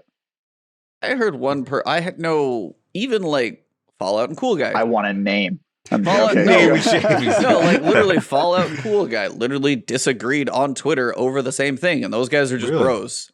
So like, okay. So Fallout was against, Cool Guy was like just basically fine with it, and then. You could take the piece, you could probably make the argument of how many people really care about that many ornaments and all those things, and is this really going to be something that everybody explodes about or whatever? I get that side of it. I truly do get that, like, hey, I've only got like, I'm casual player, I got a couple sets, this seems like 4 is going to be fine. I'll work on my other armor ornaments from Eververse that I unlocked from the season pass anyway. It's a good mix, keeps me going. I don't really care. I can see that person on that side of the argument where depending, and this is again where I feel Bungie looked at the data and said, how much is the average person, the casual who doesn't listen to podcasts, look at YouTube videos, who just logs in, might play for free, looks at this system and says, hey, 4 sets, not too shabby. I got a couple old sets stored up. They may see that like 70% of their player base is going to do this. But on the other side, you have to remember that like your most dedicated people who have been at this game alone for 7 years, but for 4 years, but they wanted it 3 years before that in the previous game, to do all of this to that group of people that have still been keeping your game alive, posting the videos, having something to watch on Twitch that you still play through. All of those pieces still need to be in account. And again, this leans so heavy into the business decision as opposed to doing a quality of life thing for the player base. And that's where it falls. Like some people, it's like Outriders. Doesn't have a whole lot of Transmog in there, but you know what? I'm having a blast right now. This is coming at a time, and we haven't even got to Guardian games yet. Right. This is coming at a time where it's like the stories are really cool, but the gameplay is just dragging through the same playlists and the same repetition of bounties and strikes and Gambit, Crucible, and bounties and strikes and Gambit, Crucible. And I'm about to walk out of the room like Travis did. Haven't yet, but that's where some people have been in this for so long, and those like long-term players, this hits them hard. And I think that's that's why I tweeted. I was just like, after a better part of a decade, this just doesn't feel right. Please reconsider. That's what I said. Yeah. No, I agree. And I think my biggest thing was going to be, if I had of all the egregiousness, if I had to rank, it's definitely the cap, because for me, it's like, okay, let your most dedicated players grind to their heart's content if they want to do it. Let them have that. You know what I'm saying? And it's just, again, to limit is purely financial. And then it comes down to, okay, what's the reasoning? And if the reasoning is that, and I guess the reason why it really bothers me with the financial reasons is because we just came off of the Bungie tweets and success. And they painted this picture that the future is so bright, but this look like your pockets is light. This look like this don't match your future. And that someone in finances said, well, we cracked the numbers. And for that new studio that y'all gonna have in, what is it, Australia or whatever? Yeah, we gonna have to charge a little bit more for. That's what this seemed like. Your pockets ain't right. So we can't say evil Activision no more. We can't say all the excuses that we used to kind of give them, because it feels, unless I don't know something behind the scenes that I'm hoping they make me privy to, purely financial driven, and they need this money. You gonna pay these shaders. You want them. You gonna pay. We gotta put this money in the bank. We got big things we gotta do, and that's what it feels like, And I think the finance guy has won in the room. Activision taught them well. Yes. Yeah. Yes, that's so what it feels I like. love that you made the finance guy Ebontis' uncle. That was great. Gave him the same. Thanks, he got to crank the numbers. Yeah, man. It just, that's the only thing I can come up with. because they know they've been around the block. They know us. They know that certain things are not going to go well, right? So this seems like, okay, you're in a rock and a hard place. The numbers were tallied, you know what I mean? And we've got to really push this. And I think Dado even said, like, Tess is not going away. Like, Tess is here to stay in the most purest form. As Travis said, there will be no technical difficulties going on with Tess. There will be no issues on the back end. She's working flawlessly. You know what I'm saying? And that's what it may be. That's what it just very may be. And the issue is, to E's point, how long are we going to deal with it? Or I should say we, but the community is going to deal with it. If Outriders, let's say, gets itself together and stays strong, and there's other games that's coming out and pulling away. And let's be honest, another reason why it hurt me personally is because prior to this point, E, I would say, yo, it's one of the best seasons, yo. Catlin, and whatever, Keitel? Keitel, whatever I call it, Catlin, sorry. She has a lot of names. Every week, and I'm like, okay. And then right before Outriders, it like all of that just dead stopped. And then we looked at the map, and it was like Guardian Games and Banner, and that's it. And it just was like a sudden thud. And now I'm like, I haven't played in about 2 weeks. We'll get into, I logged in for Guardian Games. We can get into it. But it just seems like there's no reason to log in. So this one hit hard because this was an easy win. Like, okay, you get us back, you get us hyped for next season. We know Vogue is coming. These were like easy wins. And then to see this is just like, man, but what you guys think, man? I don't know. He's like a funeral. I think Travis just had a heart attack. I don't know what I could say that I didn't already scream earlier. I was like, I think you covered it all. I mean, yeah, that's there are better ways. Like, okay, so here's the other side of the question. Let's go. At this point, would you trade all of the issues like this type of stuff, potentially support more content for subscription Destiny? Do you think that ever has a point where that makes more sense, justifies more, gets rid of the Eververse, puts more of the stuff in game? If it's a $10 a month. So, I mean, you basically have a subscription with the season pass as it is. And again, I don't think they could ever justify it because World of Warcraft is like monthly and you're getting these massive expansions, but it's like some of their stuff takes a while. I don't think it'll ever work, but it's just like, I don't think it will either. Me neither. And I don't think you want to go there because we already have a Destiny that feels like they're trying to up that monthly player count. And if you have a subscription, that's the entire game is to like keep people playing and give them things to grind for. And part of the reason I don't play World of Warcraft, in addition to the fact that the gameplay is just blah, is that like they do make you play your entire life. Like you have to put your life in there. If you have to make it worth that subscription, and Warcraft's entire goal is to like keep you in there as much as possible so that you never fall off that subscription. And I think that results in shoddy content and overly excessive grind. It's like the exact opposite of what Destiny players, I think, want. Me as like a Destiny player, I consider myself hardcore. Yeah. And even I don't want to spend all my gaming time in Destiny. Like I want to play other games and just log on when there's good new content to play, do the seasonal stuff. I want to be a part of the conversation. And then as soon as I get to that point where I'm like thinking about playing Gambit, I want to log off. Like I don't want to just like play activities I know I'm not going to enjoy just because of the grind, just because they're incentivized to do that. And so also the subscription model is sort of going away in gaming in general. This is like just a gaming industry thing, which is like, it's really hard to sustain it. There's only a few games that have ever done it successfully, including World of Warcraft, with massive budgets and a massive team dedicated to doing it. And I think the new model is more like the Fortnite model, where free to play. You give them free to play, and then you give ways to make the money part work. And I think Bungie is obviously working on that now. The problem with it is that they are not Fortnite. They're a paid game. They charge you for seasons. Not just the season pass, for the seasonal content. They charge you for the expansions every year when they come out.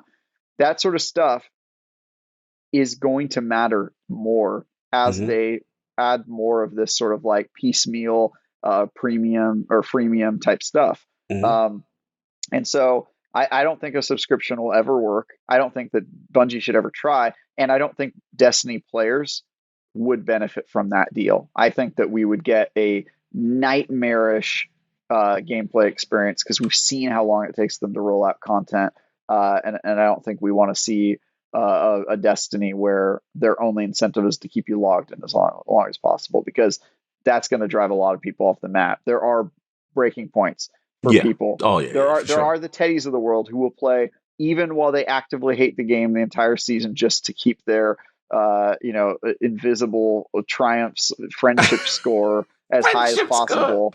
But I am not one of those people, and I for sure would be one of the guys who's just like, I can't keep up anymore. It's too much. But at what cost? Because I like to like Destiny. Yeah, how much did it cost? That's just that goes triumph. There. Yeah, how much did it cost? I mean, that's just one of those things I saw floating around on Twitter. So it's always like it comes up every so often. Should this game be their way? That's why I was like, at this point when everything comes to a head, bring that discussion back just to see where people land on it. Is always interesting to see, because that's the alternative, and that will turn off a lot of people. There's a reason people don't play games like World and the others that have tried. Is like, I don't want to continuously. It's like, I can now with Xbox, I can literally play these games for $0. What the hell am I gonna? It better be absolutely amazing if it's getting that type. The level of content would have to be so stellar and continuous to justify that from what we've already seen from Bungie. Right. Unless they just said, hey, those Forsaken expansion size things that we said we're never going to do again with this service model, the size of the studio growth, and this other IP that's launched, that's the only way they could ever maybe justify it. But even then, that's a reach, because they've stretched this so long. Yeah. So no, I don't think it would work. It's just one of those discussions that every so often kind of, got to polish it off a little bit. Yeah, I remember it was the discussion back in the Destiny 1 early days. And I think now it's it would be so tone deaf, because now the model is to lower all barriers of entry to just get people to play your game. That's the game. That's why Game Pass is successful. It's why they're taking away the requirements for Xbox Live Gold. It's why Apex Legends, which is a crazy, really well-designed shooter, is free. The whole game is free unless you want, the extra skins and stuff. That is the world that we live in. And a premium game that you not only pay for, but then also pay for every month through subscription is the exact opposite. That's some dinosaur stuff. That's that's like the horse-drawn carriage in the age of the car. It just doesn't make any sense. Yeah, I agree. The model has changed. It's exactly what you said. And it's all about getting people in, lowest barrier of entry. And once they're in, then there's the microtransactions, stuff like that. They've got that part down. They've got the microtransactions. They've mastered it. They have nailed it. They're doing an exceptional job with Tess. Tess is working overtime. and never has any technical hiccups, as we discussed. Exactly. They are setting the gold standard as far as microtransactions. The silver standard, actually. Yes, the silver. Nice. Hey, my man. For real, man. It's just, so, it's going to be interesting. It's going to be interesting. This is, like I said, a definite low point in the history. We will definitely put this as one of those check boxes. Remember where you are when they did this? This is one of the moments, and we got to see. I'm just very curious be interesting if we get any kind of bend, if we get any kind of, concession, I'd be surprised if we did. I'll be surprised too. Yeah. And, let's see how it goes, because, next season's coming. They seem very excited. We know Vogue and all that stuff, but, we got to be careful. You keep messing with people's goodwill, and there's other games coming out, and, people get frustrated. So they've got to be careful. That's all. Normally, look, classic Bungie, they'll show us a trailer of the new season. We'll go crazy. You know what I mean? And then for a minute, all will be well in the world. But I am a little, because it's my eyebrows up. I'm a little concerned, because at the end of the day, it's how many times can you keep telling someone, yeah, the future's bright. Yeah, the future's bright. but look what you doing to me now. You keep stabbing me now. The future is always tomorrow, Cog. Yeah, like, sometimes people, they've had enough, so that's where I'm at. What about you? Yeah, I mean, I think we beat this one literally to death until we see just if they listen, if they change, if they fold at all, or if they're just like, this is what it's going to be. Yeah. And then we'll just have to see. I said it before the show, like, friends are honest with each other. We all love this game. We all love Bungie. We're on their side. We want to be on their side. We could be their biggest advocates, but also fans are the most critical of the things that they love because they love it so much. And love you, Bungie, but like, this ain't it, dog. Yeah, like, this ain't it. This ain't it. This ain't it. I feel you. What else is going on? Well, what kicked off this week? The good old festivities of Guardian Games. Basic idea, you've got your new strike playlist. We talked about kind of how it was going to work last week. We got our new strike playlist in there, matching all of one class into the strike playlist. Of course, wrong character. Ava Levante, the grandmother of the tower, is back. So she is there for your bounty and ghost acquisition to send you on your ways to grind for your medals and your contender cards and all of those things. I wanted to see how much you guys had actually jumped into Guardian Games, how much you had done, that type of stuff, and just kind of, you love it, you hate it, don't really care. What do you guys at? Have you done any Guardian Games, Travis? Yes, I've played every day, gotten all of my, basically what I'm trying to do is I'm going to log on every day and I'm going to complete the, whatever the, what are they calling it? Where there's like a focus? Is it the focus every day? The daily focus playlist. The daily focus. I'm just going to do the daily focus and get that done and log off, and then work my way toward completing all the triumphs and completing the event. But I'm one of those guys. I have a lot of Titan pride. I want Titans to win. I've seen Titans near the bottom every day so far. But Titans, we are persistent, and hunters are lazy. They're like the Teddies of the world, where they get all the triumphs and then they log off, and then they don't come on for another 3 weeks. And I'm counting on that. And, if Titans can't win, I say give it to the Warlocks, because, I don't really respect hunters. And I think that we should give Warlocks what they've never been able to get in Crucible, a win. And I think that this is their chance to do that. You were doing so well. And you had to poke the bear. You just had to poke the bear. That's why I jumped into the Guardian Games myself, just to see what my the locks were doing, see how we're doing. Look, it's different. It's interesting. I did I thought the strike specific, what you call it, like class specific strikes were kind of fun just to see, you're in there with your bros. It's like a gimmick, but at least it's different. Yeah, it's a little different. We got the laurels and stuff on the floor again. I'm like, all right, cool. But you grabbed that up. But no, it was decent. I'm in there. I jumped in. I got the quest for the catalyst now for Heir Apparent. Watch your video, sir. So I'm just working on that and getting my medals. I'm like 25 or 50. I'm halfway there. So just want to get that catalyst going, because I have seen. Yeah, do your platinums. They're easy.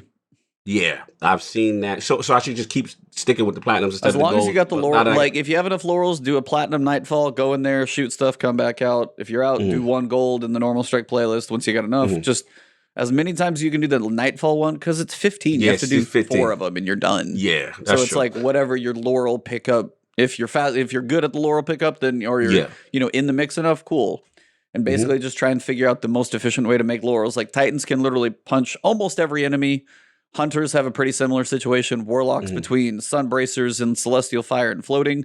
You guys basically can throw abilities all the time too. So there are a couple of efficiencies from last year that are still there. Yeah, and then you're just rolling in those things pretty much constantly. Yeah, I was Sunbracering out and just ability, just to try to get stuff. My only complaint is when they give you one of those strike bounties or whatever that makes you use another subclass. That's why the Nightfall's better. It doesn't.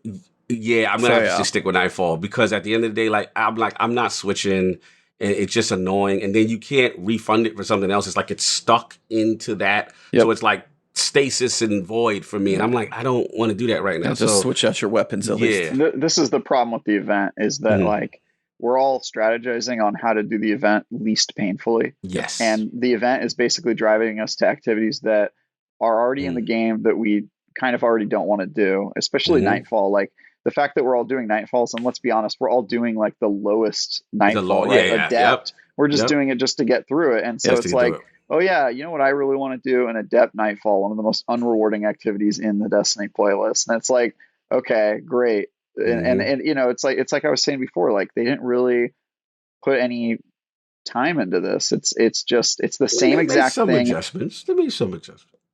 Dude, it's the same thing as last year, and the adjustments are that now you have a metal case that artificially, synthetically limits the amount that you can actually carry. Yeah. And that is like kind of the only change. And so you log on, and there was like no fanfare. There's no like, you talk to Zavala and he gives you a speech about how dope Titans are. Okay, I'll give him that. That was pretty awesome. But which we actually already heard in the trailer part of it, so it kind of was, you know, I loved hearing him say that, like, oh yeah, Titans delivered a shutout. That's now in canon. Dope. But it after that, like the actual activities, it's like, okay, we got a playlist where it only match makes you with people in your class. All right, that's kind of gimmicky. But then other than that, what are we relying on? The bounties. Same core activities and bounties. Yeah. Bounties. Yeah. It's bounties. That's what we're doing. And what do they call the things that you cards? Buy? Yeah, the contender cards. You mean bounties? Yeah, because bounties, those look an awful lot like bounties, and they're just bounties. So yeah, I'm really disappointed that the live events have become sort of like predictable. It's like, during Festival Lost, we're going to be in the Infinite Forest, the playable loading screen where you just sort of run around and you know it's randomly generated. Randomly. And then it's not randomly, it's procedurally generated. Procedurally, yes. Yeah, that's the lingo. Diablo's back in the corner rolling its eyes through its head. Yeah. We're going to be doing that. And then during this event, it's going to be, hey, who has the most endurance to play Destiny when they don't want to? That's basically the mini game here. And so, yeah, I'm not excited about this, but I'm going to do it. And boy, oh boy, is that a thing that is in the game. You're just beaming with excitement right now. I know. Like, is anybody excited about this? Like, every conversation I've ever heard is like the one that you and Cog had, where it's just like, hey, what's your method for getting through it as quickly as possible without me wanting to just like beat myself unconscious? I mean, like, that's the game. What it is. How efficiently can you do this so you have to play at the least amount? And you're like, that feels like crap. Yeah. What if we wanted to play Guardian games? Imagine if we were excited to log on and actually like honestly, it's so. Here's what I would have done. Yeah, I'm in charge of Guardian games, and this is just me spitballing. I don't know how hard it is to program. I don't know how good it would be.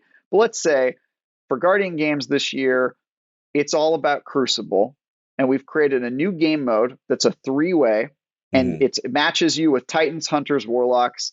And the winner of the day is the people that win, the class that wins the most Crucible matches.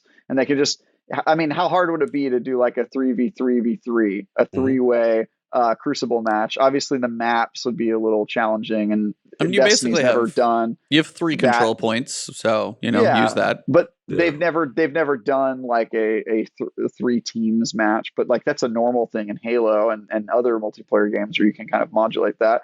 And then you just go, okay, now this is a unique activity with a unique mode with a fun mechanic. I'd be logging on every day to, roll with my Titan crew and blast Warlocks and Hunters off the map. And, that's like an interesting, it doesn't seem like, again, I don't want to be like a cocky armchair developer, but like, it doesn't seem that hard. And it's a unique thing that like gets people actually competitive, because now I almost feel sorry for the winner. Yeah. Like the winner of this contest is the team that spent the most time in Destiny grinding out these activities that we don't like. And is that a medal you want pinned to your chest? Like, is that something to be proud of? Obviously it's easy for us to say this because we're not at the top of the leaderboard, but guess what? Titans were last year, and I was barely excited about that because I did Guardian games every day of the activity last year. I logged on every day just to do my part, right? And do whatever the dailies were. And by the end of it, I was just like, honestly, I'm a little ashamed I did that, because was it worth it for my tiny statue in the corner next to Zavala that nobody ever looks at? Like, I just, it was such a, I mean, I got the gold ornament, but at what cost? At what cost? At what cost? Yeah. That's like the catchphrase how you of this doing in episode. second place there, buddy? Yeah, I don't know what's up with the locks, man. We got to talk about this. What's going on, man? Not doing too well out here. I'm seeing that band is not raising high enough for my liking. So we got to get going. They're just on doing that, man. what Warlocks do. Listen, we're the studios of the group. We just got to get it together. We're not focused right now. You got to get up out from behind your book and go do stuff. Well, we got to go do stuff. We read a little bit too. I think we've tried to read the effectiveness, and we ain't actually doing any of the events. Hey, you know, if Titans don't win, I'm rooting for you guys. As Warlocks know from the days of self-res, second time is the charm for you guys. So let's hope you guys have a little juju there. They talked about that. What is it? That mechanic? Was it that pseudo catch-up mechanic? Oh, we haven't all talked about that. Nope. That was sort of my post last week on Twitter was like, look, Titans have the stacked against us, and we never complain. That's the Titan way, is we take it on the chin, and we might still be able to win this thing, even with the disadvantage that we're set at, because obviously it's no fun if Titans just stomp everyone like that every single year. Like, they don't want to make that. And if this were Hunters, if Hunters won last year and then this year they came and they saw that they have a disadvantage, they'd be whining on every forum. You'd never hear a Hunter get, well, the whole thing is rigged to begin with. You ever hear a Titan say that? No. Remember that? So that's all I got to say is I will not complain about it, because I think it makes sense mechanically to give the group that dominated almost every day last year a disadvantage. I'll take it. And if we win, then you guys all have to suffer the fact that we won despite it was all against us. Yeah, that's going to be. So that's all I have to say. I'm not going to complain about it. Hunters would. I won't. And, you know, if Titans can't win it because the disadvantages are against us too great, then I'm rooting for the Warlocks because they could use a win, quite frankly. No doubt. I think Jason actually said something really good. He's like, I think something like this is what the games competition is about. Versus competition. The Olympics are about competing against each other, not against a clock or some other arbitrary factor. Yeah, like they need, like, could you imagine? I don't know, like a warlock. Like, think about a PvP. God forbid we do something for PvP, right?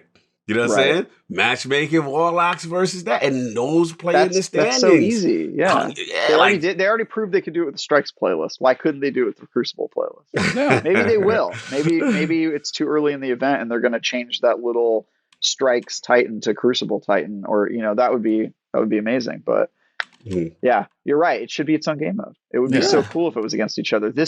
We wanted well, in the Olympics, what's a like competitive like hockey, right? Like we wanted hockey, and instead we got like the high jump, where like everybody's like, you know, going off on their own little course to do the jump, and it's not head to head. Not head to head. Yeah. I mean, there's definitely certain maps like Javelin 4. There are very specific places you could spawn each set of people. They'd be far enough apart, and literally just use the flag locations on most of the map for spawns. Would it be perfect? No, but you got enough maps in rotation. Use the control points as literally spawn points. Again, I don't know what it takes to do that, and you could probably farm some people, but then the other team's going to come in and wreck shop, and you could at least move people around spawns. And I'm not saying that's like easy programming, armchair developer, never actually won. But like, that's what you're saying. Have this be a competition. We go in Strikes right now working together, which is fine, but it literally is like, there's nothing else really for it. You don't go in, and even when you go in like a Nightfall, it's not like, oh, you get an extra medal because you made the most kills. Like, I could go into Nightfall and carry the other two people. They still get some laurels to pick up, and they get their medal. It's like, no, you came in last in this Nightfall. Yeah, you suck. Get a bronze. And I got a gold because I came in first. And that's like, that's you incentivized to like move faster and push harder and like push harder. Yeah. Yeah. And go a little more, but it's all just about check the box, turn it in, get my medal, pick up the next box, check that box, turn it in, get a medal. And it's just this loop of, and for me, it's like, so we haven't even got to Heir Apparent in the Catalyst yet. Oh, yeah. I went through, got some medals. I'm going to have my VIP status for a week. That's not good. If you don't have your VIP status, I don't know what you're doing besides just taking a break. because that's like one and done with your platinum medal on an Adept Nightfall. Like, they did not make that really challenging to go for. Right. But after I got the Catalyst, I'm kind of like, why am I in here? If the triumphs are not compelling you, there is not much keeping you in there. Besides, once you're done with the Heir Apparent Catalyst, there is not much there. And then it's the question of like, okay, so if the hunters have the bigger population and they're going to get the biggest influx at first, if this is an accumulation of total points, which I never know if it's total points or daily wins. If it's total points, hunters are going to have like the biggest influx in the beginning when they have the advantage. And then as most people are going to trickle out of this thing, unless one class just decides to, all right, guys, final week, let's everybody log. No one cares in the final week. No one gives a damn when the bonus is going to be there. So it's like, Titans do.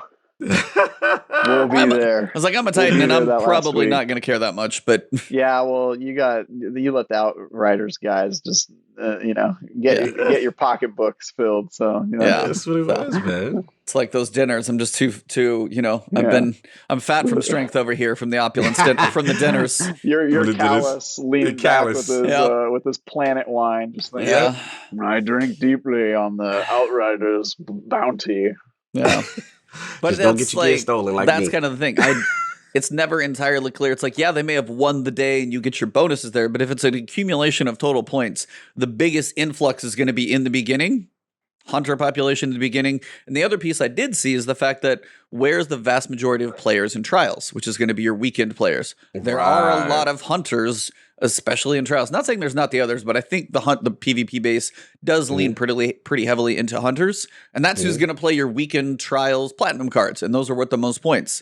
So again, unless that like stack up is like 1,400% more or 140% more, whatever that stack up is going to be of 10% a day, I still don't think it's going to be enough. I just think hunters are going to have it in the bag the whole time, and the weekends are probably not going to help at all. So that's why I was like, for me, I'm like, it's fine. I was like, I got my Catalyst. I got the only actual reward since I had the same gun. They can't even, like, not a new gun, not an extra anything, not a legendary, nothing coming from just, like, the Turnit, just nothing new, but the gun from last. You got a Catalyst? Okay, I got the Catalyst. What else is there to do? Catalyst is good, though. I heard the Catalyst I mean, it's really a 75% damage reduction. It's not a bad gun. But again, it's like the spin up for me is always weird with this. I can switch to like Thunderlord because I use that to like finish up the Catalyst. I can switch to Thunderlord, bam, fire. Not like dead. Like, I'm not saying it won't kill me, but it's just the way it functions. It's not a bad gun, but just that delay in firing as I was using it, I was like, oh yeah, now I kind of remember why I don't love this gun. Fair enough.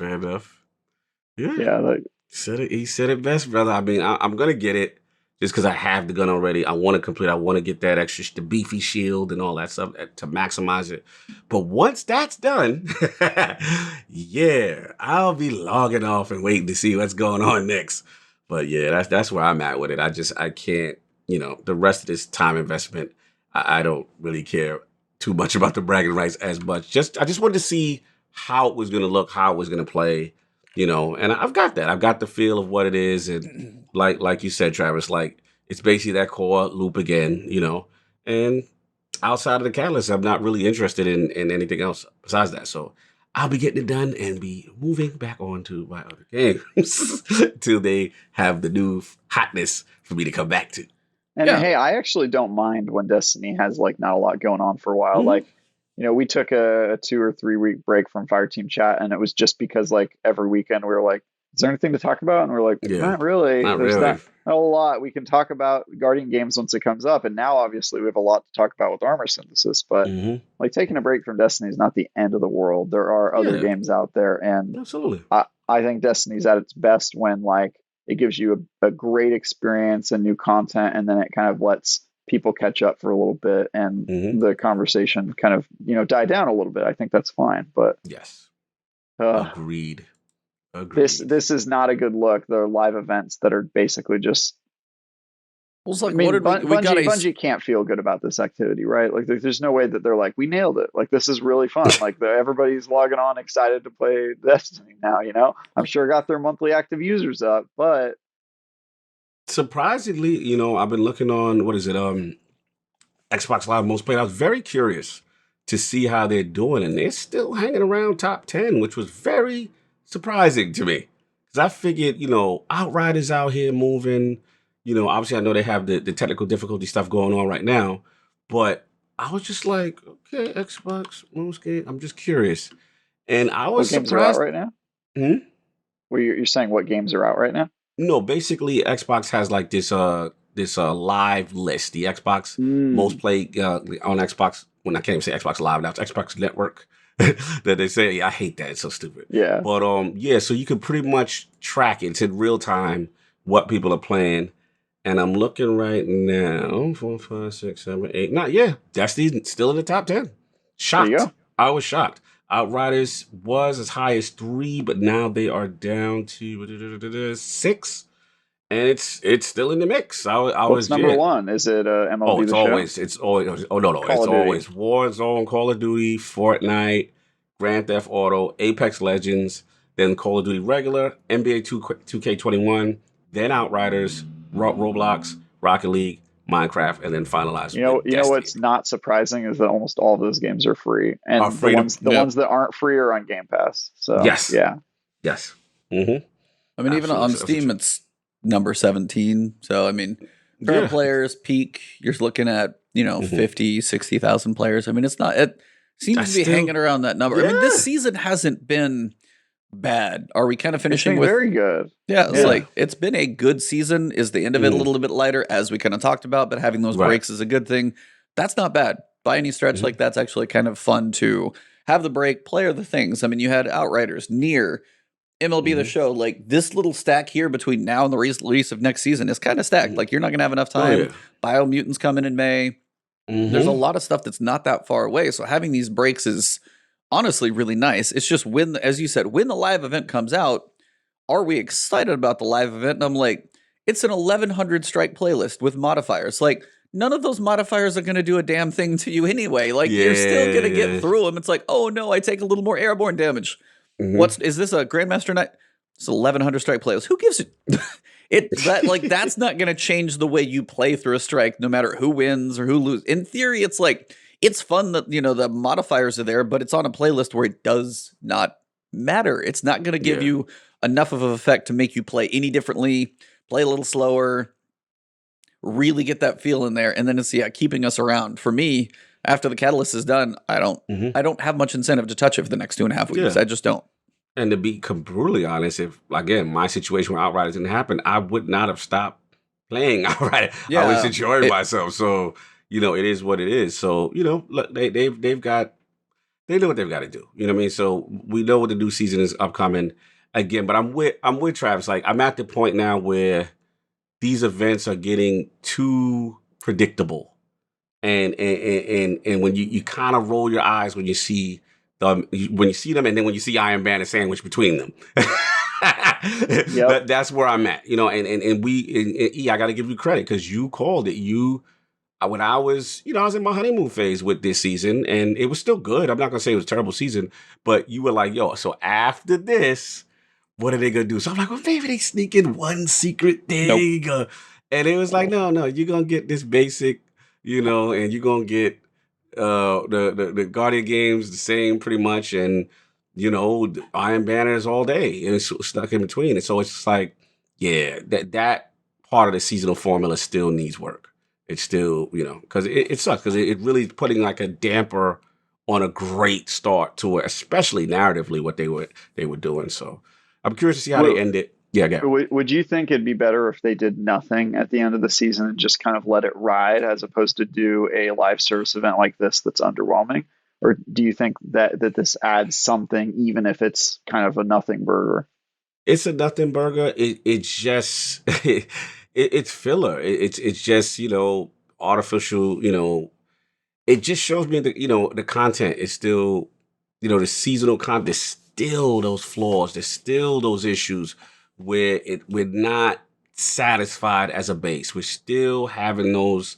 Damn, I wish I think if we would have had again, I know what to say. Like all they had to do was make another presage mission. You know what I'm saying? Like I'm being respectful, Yeah, but we know Or those aren't release hard it to. at the back half of the season when they had less content. right. So that's Could've why I'm done looking that. at it like, well, maybe they shouldn't have did presage so early now because I'm like, as dope as it was, we was in our bag with the narrative every week with Kato. You know what I'm saying, Kaito, and now it's like nothing new, and I'm just So like, I think their problem is that they have a seasonal model because they couldn't release Presage now because there's a whole bunch of stuff that you have to do week over week, and it's kind of part of the season. There's triumphs attached to it, and so like now their model requires that most of their content come out in that first month or the first month and a half, because so that you have time to get it all done before the season ends. If they didn't have a seasonal model and they were just thinking of it as like a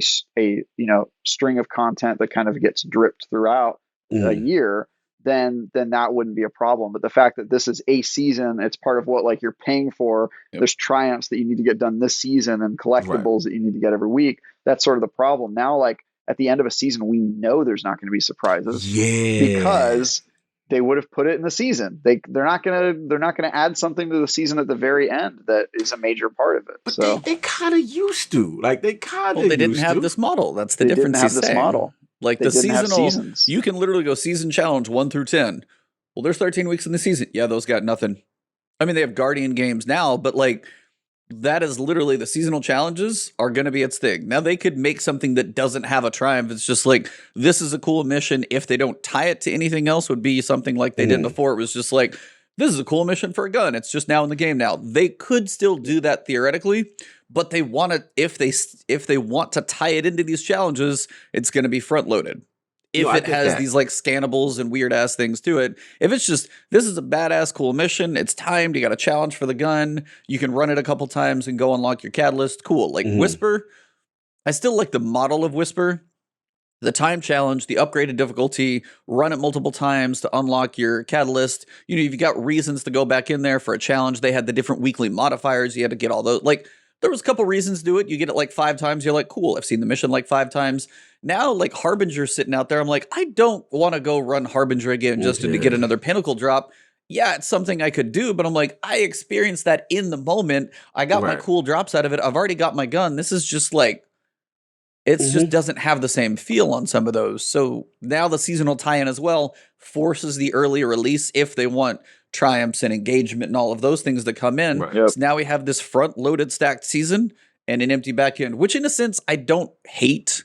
It just means the back end of these seasons are going to likely feel like this with some seasonal filler event, which I hope has a little bit more to it. Because as you said, if it's a strike playlist with like, you know, that's wearing a sash instead of a coat of paint, it doesn't feel much different. And I'm going to be in there for the gun and I'm out.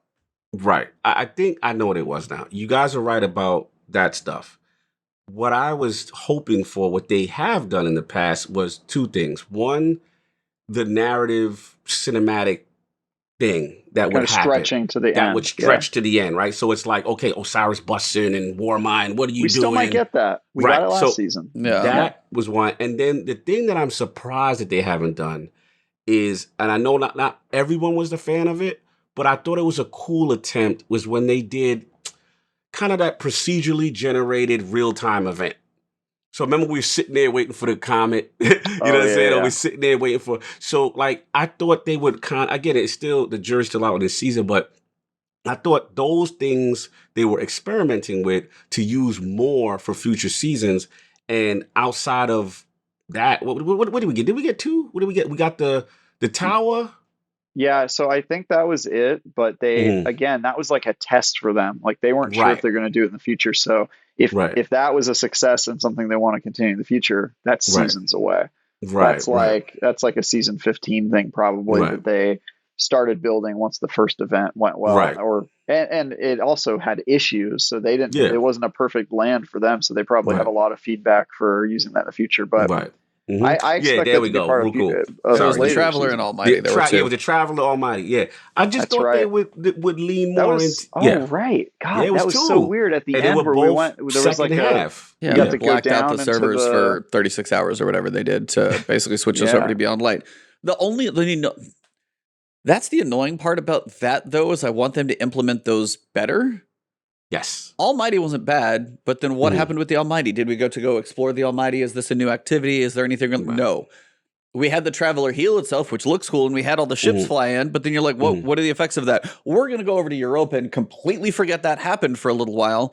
Just keep when they tie the stuff together is when the narrative feels good. Like the season with Keitel, and then the battlegrounds unlocked, and we finally got to go on the tank. Like that's actually been kind of cool. But if the live event's like, hey, here's this thing, let me go over here to the other side of my narrative line and go follow this thing. What about that over?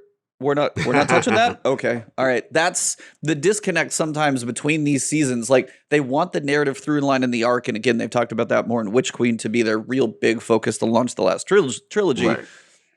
But yeah, those live events so far, while they have been cool, haven't done much to add anything personally. Good point. And I just thought about something I think we forgot in their defense.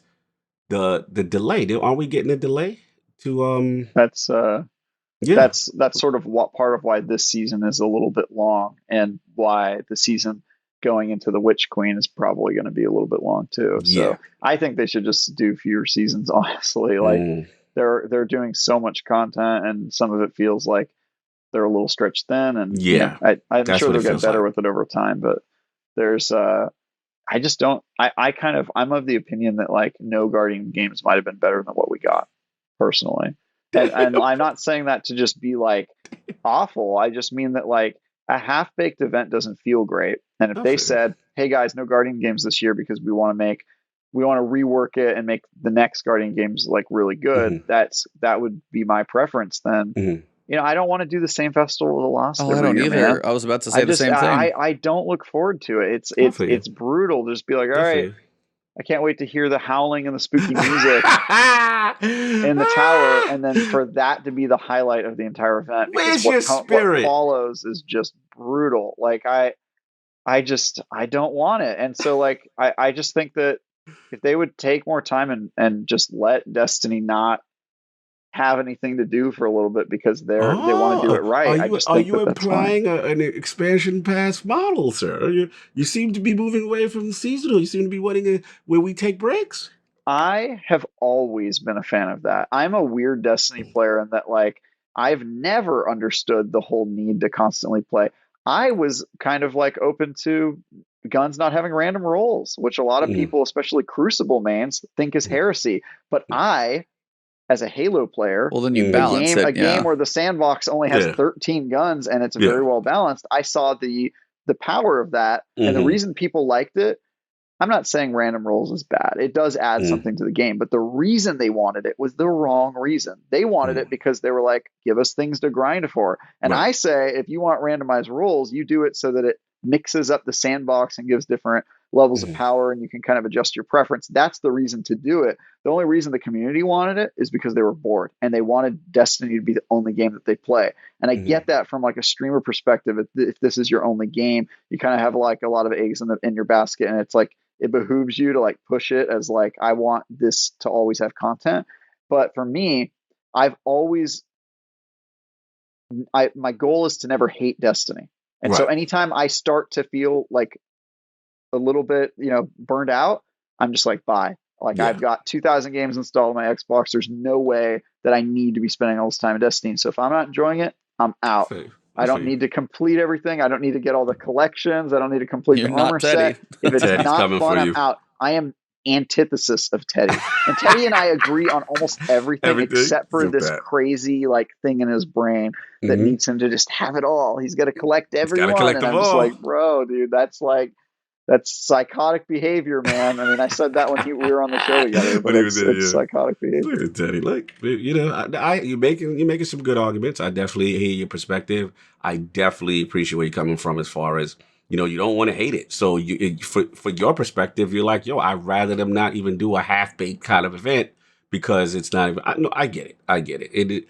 I was there at one point, even though, I was there, and I've tried to accept this seasonal model, and I do feel they've made tremendous improvements with narrative. And that, to me, is what has me holding on. It has me saying, okay, they continue. So go for it. I was going to say, I was thinking about this when Ebontis was talking about it too. And like I've said on this show before that I'm sort of a pessimist when it comes to Destiny storytelling. And I was thinking about it this week because there's been another news headline about a similar franchise that got me thinking about Destiny, which is the Game of Thrones thing. So I don't know if you guys saw in the news this week, but they said like they're going to do a 10-year celebration for Game of Thrones.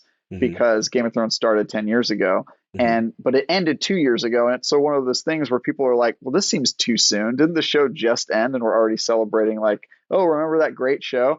And the thing about Game of Thrones is the reason people loved it is because there was all this lore and all these promises made based on this like kind of vague storytelling of like, who are the White Walkers and like, how are all these little plots connected? And then people ended up hating it because in the last season, it turned out that it was just a house of cards. None of that meant anything. And it was just like ways to kind of like titillate you.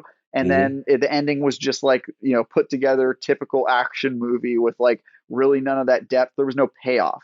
And I worry all the time that Destiny is that. Gotcha. I worry that like Destiny is like setting up all these little tidbits and we're like, ooh, there's stuff coming down the pipe. It's going to be really cool. And then when it gets here, we're going to be like, wow, that was really stupid and not worth 8 years of like buildup, right? And that is like my worst fear because you always like with Destiny, you're always saying, God, I hope this is worth it. God, I hope that like being a part of this community and all the time I've invested is worth it. And in Game of Thrones, you can only invest so much time. You can only watch that show so many times. But Destiny, thousands of hours. You can invest your life in Destiny. And so there's going to be people whose whole identity is this thing. And if they get let down by a sloppy false promises where all these loose threads aren't tied together in the end, it's going to be a nightmare. Oh, yeah, that's literally what Game of Thrones experienced that final season because it felt like the most rushed, you know, non-satisfying payoff of all these threads. And those were people who only dedicated dozens of hours. If you've dedicated thousands, there's going to be riots in the street from Destiny players if they don't get the ending they want. And I feel I feel like even if Bungie does an all right job of tying all these loose threads together, which I frankly think is almost an impossible task, but even if they pulled it off, they will probably not pull it off to the satisfaction of everyone. Oh, of and course they've kind of set themselves up for failure because they can't please everyone because everyone's going to have different opinions of what should happen and how it should all come together. And they've put so much time into this game that their expectations could not be higher and their opinions cannot be stronger. And no matter what, there's going to be a faction that's pissed off.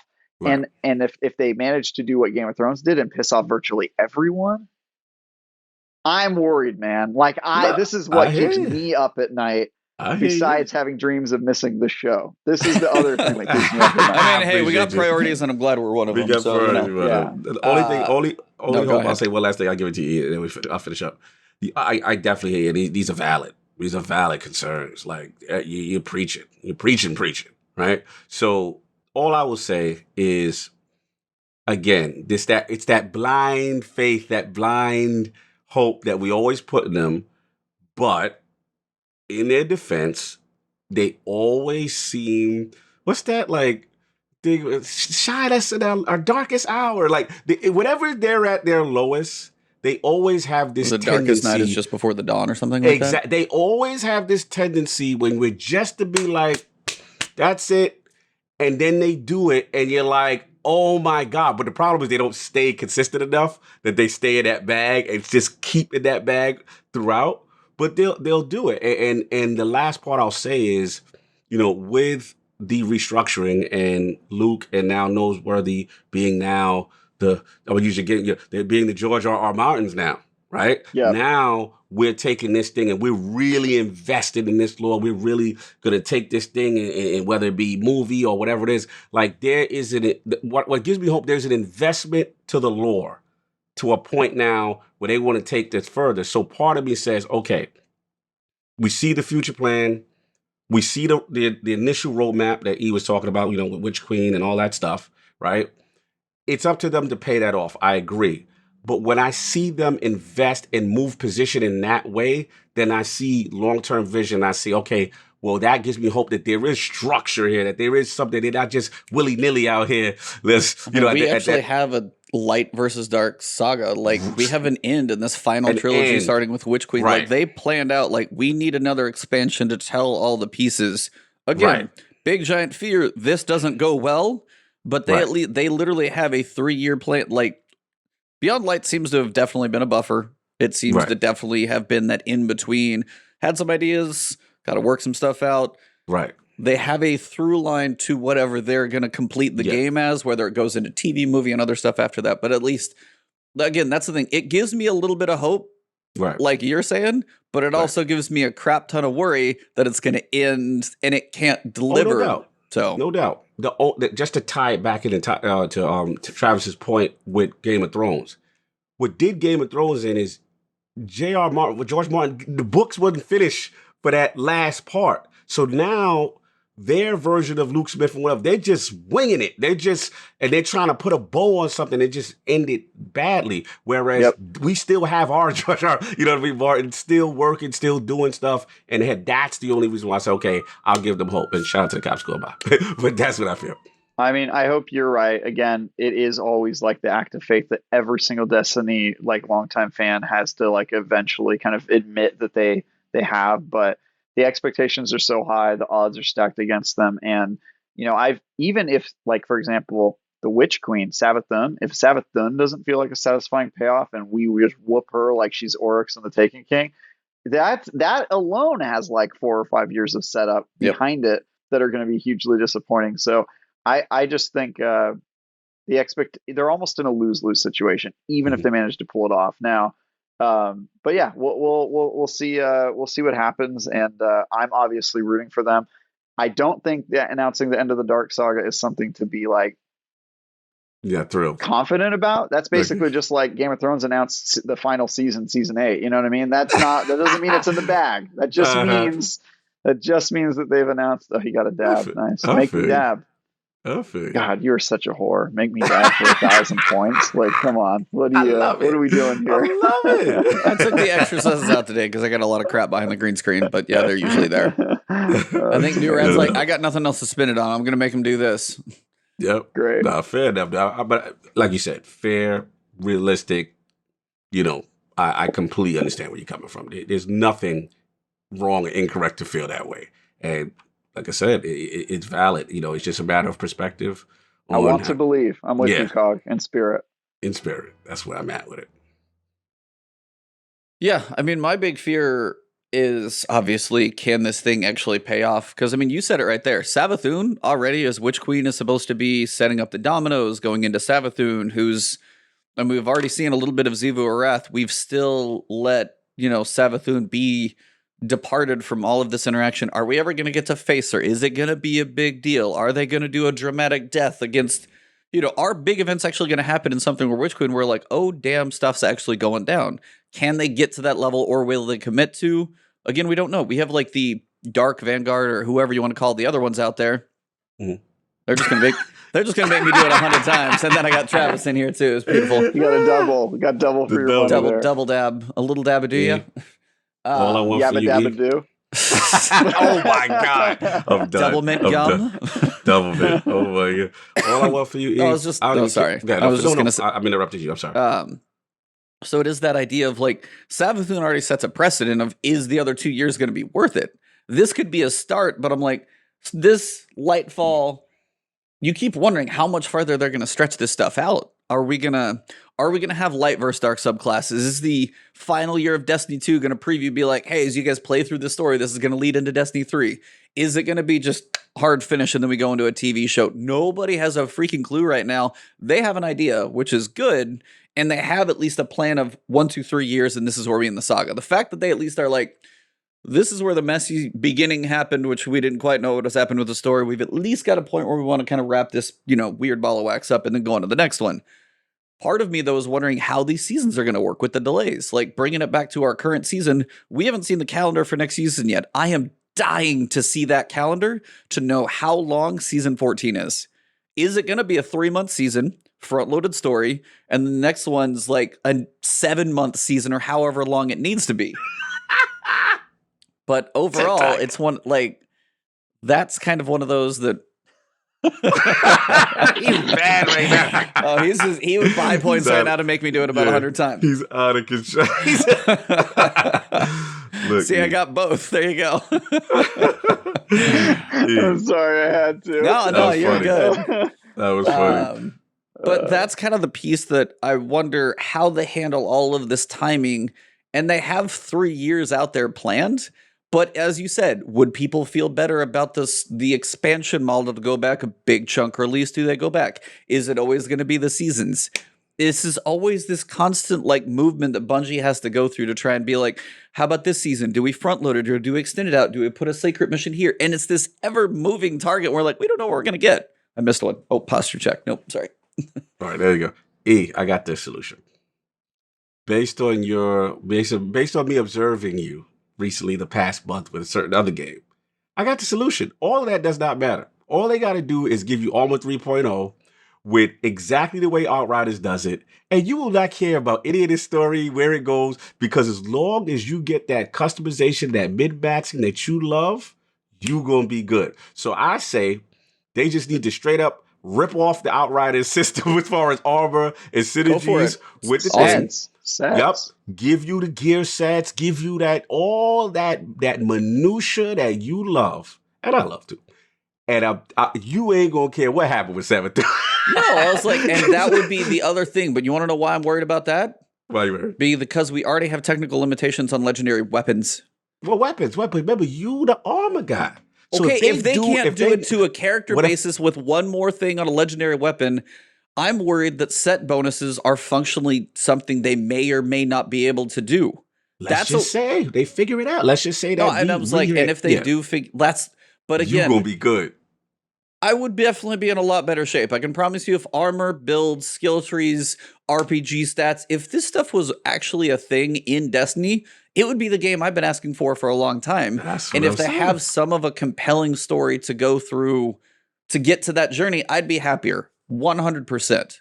Believe me, it's like the narrative has made leaps forward. And honestly, getting about 7-8 weeks of narrative, that's actually been quite a bit of fun. Oh, no, absolutely. The drip feed still kind of like, I'd be like, but at least it's not like 14 weeks per se. But overall, for me, it's now when we see technical limitations on old armor sets, we see technical limitations that legendary weapons can't get another perk, another slot, because if we add one, we're going to break another perk. When I see those types of things, but when I see those types of things, I wonder, is that like, how deep is it possible? How deep can they really go with an armor 3.0 that in my head doesn't even feel possible? You got 14 more, you got skill trees that look like Outriders, and you can go deep. Those don't even seem like a feasible option. Have like 10 different perks applying to your character, plus an armor set with set bonuses and mods that do more. Like that doesn't even seem in the realm of possibility until a D3, till they completely like finally get rid of that system, let go of the old stuff. So that's where the narrative seems cool, but the journey along the way feels like it's going to be potentially a bumpy, rough, or fairly samey road. The events, if armor isn't fun, that type of stuff is kind of where my worries are, because the narrative could be fun, but the systems to get there might be real not fun. You know what they should call set bonuses on Destiny's armor? What? Armor synthesis. Oh, wait. That one's already taken. They can't.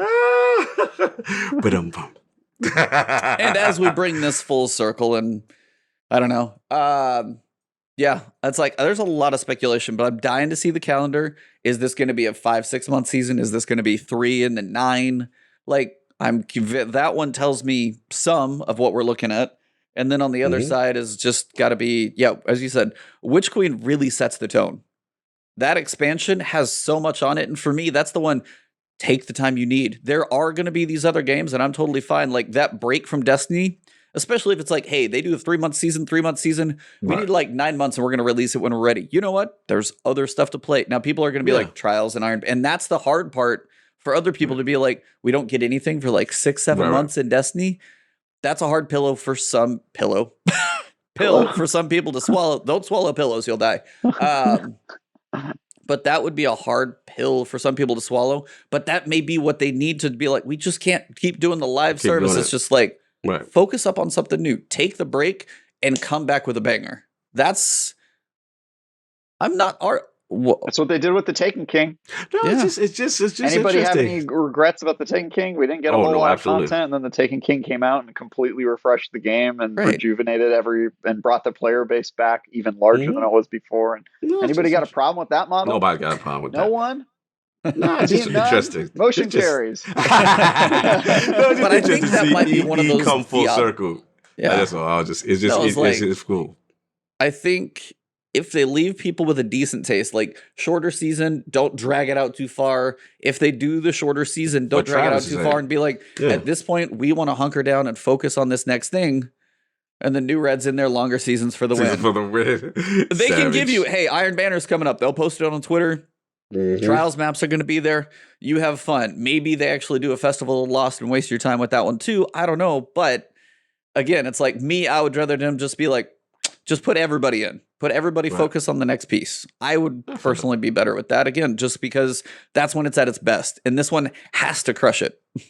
To start what they want to start, it does need done well. Fair enough. I feel you. Are you not on board? Would you rather see the longer season? No. I've always been for both of you. Guy. Do you guys want like three break? Do you want like 5 or 6 and 5 and however long these are? Do you want shorter current like linked seasons and then just a break till the game, or do you guys want them to like try and space 2 seasons with filler stuff until it's like, hey, we end the season to this thing? Like, where do you guys want to see it go? Travis? I would like to see fewer seasons. And I don't care if that is longer seasons or shorter seasons and then nothing in between. I just want it to be more manageable, because Bungie has talked about a lot in the past about how their workload is not sustainable and how it wasn't sustainable under Activision. And now their current model seems like their solution is, oh, we'll just make the content really grindy and simple and repeatable. Like, we'll just make it where you like, okay, you have to just do this for like a long period of time. And I think that the story has been great in these seasons, and the content, like this season was pretty good, but the longer that you go on with it, the more, repetitive it gets. And the fact that they're still saying, hey, we're in the season and expect more content is kind of the problem. So maybe they should have just ended the season early, or just made the expectation that they're going to let people catch up and that there's not a whole lot coming. And then when they do stuff like Guardian Games, a live event, either make it good and something worthy logging on that has some uniqueness to it, or just don't do it, because you're giving your game more exposure where people are kind of like getting exhausted about it. Like, the times I feel best about Destiny are when I've gotten a break and I come back and there's a ton new to do because it's a new launch day. Yes.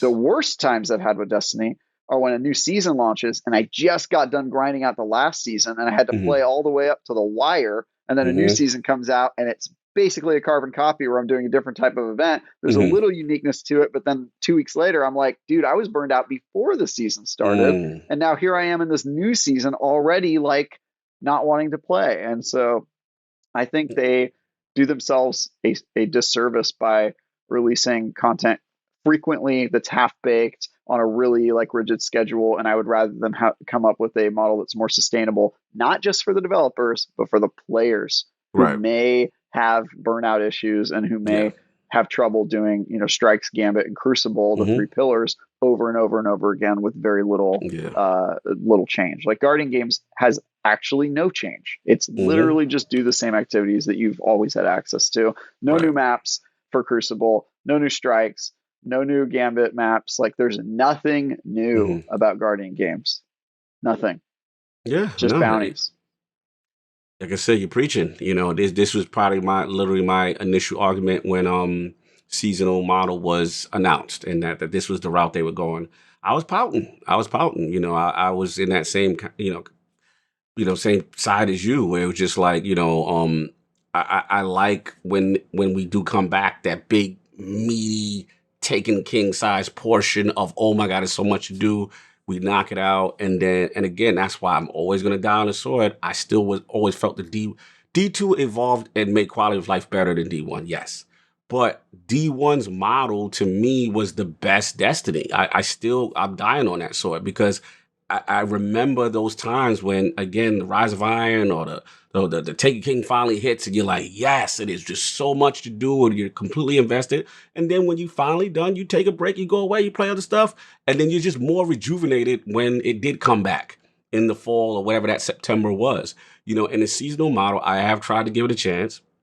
They've improved, yes, but there's still issues. There's still issues, and I'm kind of leaning your way, Travis, where it's like, sometimes it's like, do we even did it? Like, it could have ended right when the whole dope cinema with Got Crow, and we could have been like, all right, we could have ended, right? And I'd have been like, yo, it would have, it was a nice portion, you know what I mean, kind of thing. So that's the thing. And but when, like you said, you made a great point. When you come right back after you finish doing all that grinding to do a similar, samey kind of event for the season and stuff like that, outside of the narrative improvements and the voice acting, all that great stuff, that's the redundancy. So yeah, we that's where they're at right now, and resources doesn't seem to help them to be able to prove that they can continue to do it for a long period of time. So maybe, like you're saying, take that break. Just say, hey, we have delayed such and such. We're all hands on deck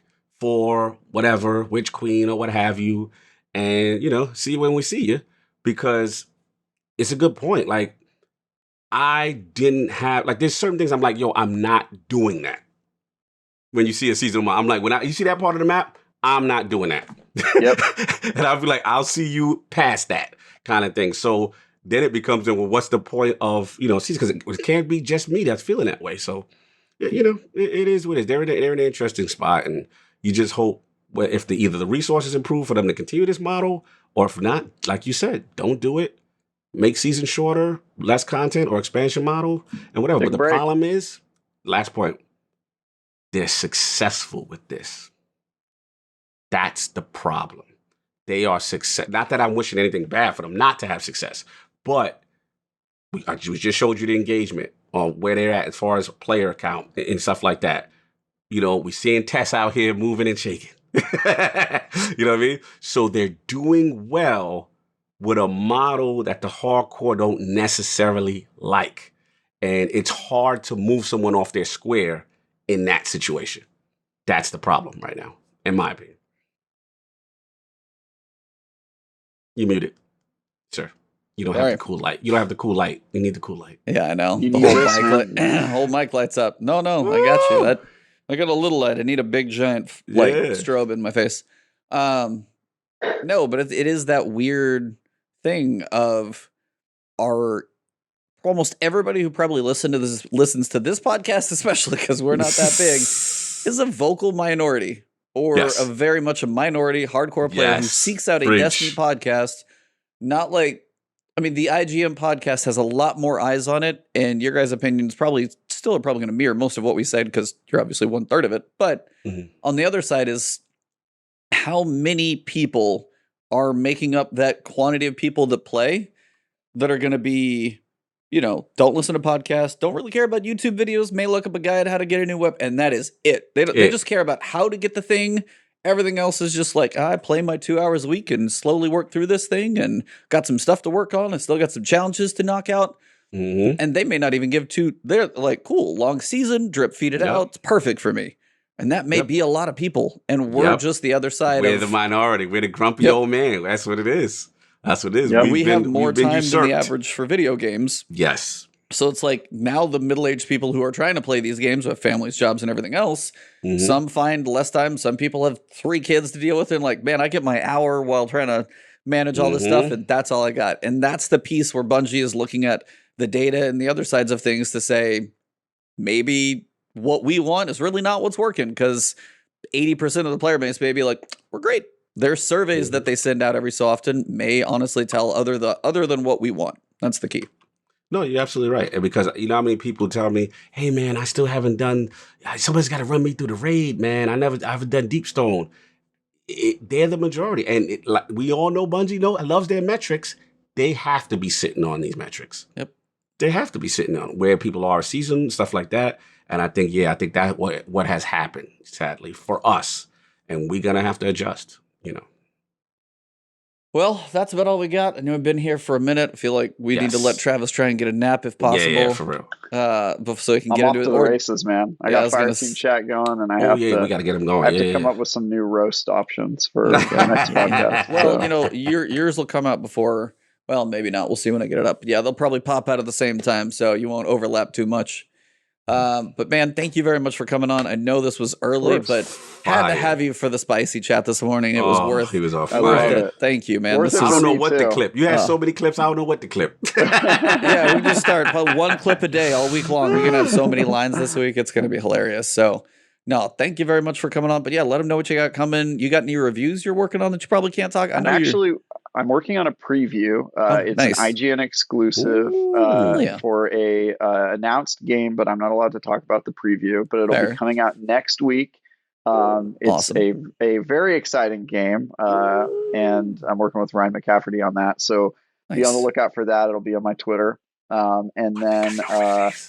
For Fireteam Chat, you can watch us tonight at 5 p.m. Pacific. We're on every other week now, although we've sort of just decided we're going to do it whenever there's something to talk about. So right now, this week is definitely going to be a fun one. We got Brian, myself, and Destin, so the original cast, and Paul Tassi is taking the week off in shame since his destiny has become this Frankenstein monster that he's unleashed on all of us, and I fully blame him. And then that's that, and obviously you can watch me here on the Iron Lords podcast. Woo. My most beloved my most beloved sorry, no, you can see me here on the Last Word is what I meant. I was like, wait a minute, they haven't had me on the Iron Lords podcast. No, I gotta get you on, brother. I was like, I'm thought sure about you would that has to happen. Occupy your Sunday, Yes. Yeah, you can find me here on the Last Word, where I'm a regular apparently. Thanks for doing. Always happy to have you, man. The spicy, hilarious takes. Yeah, it's a great time. Fun. So you guys are some of my favorite people. So thank you, brother. Cannot wait. I know I was actually talking to you offline, but honestly, like Guardian Con or GCX in 2022, dude, cannot come soon enough. Seriously, like I cannot wait. I'm vaccinated. Give me my booster. I will be there. So mask or not, I'm definitely going to be there. So that is what I'm looking forward to. So yeah, thank you very much for the early rise. So hopefully you can probably pass out tonight whenever you need to go to bed fairly easily, since you were up before the sun. Yes. What about you, Cog? What do you got coming? Anything exciting that people can look forward to with you?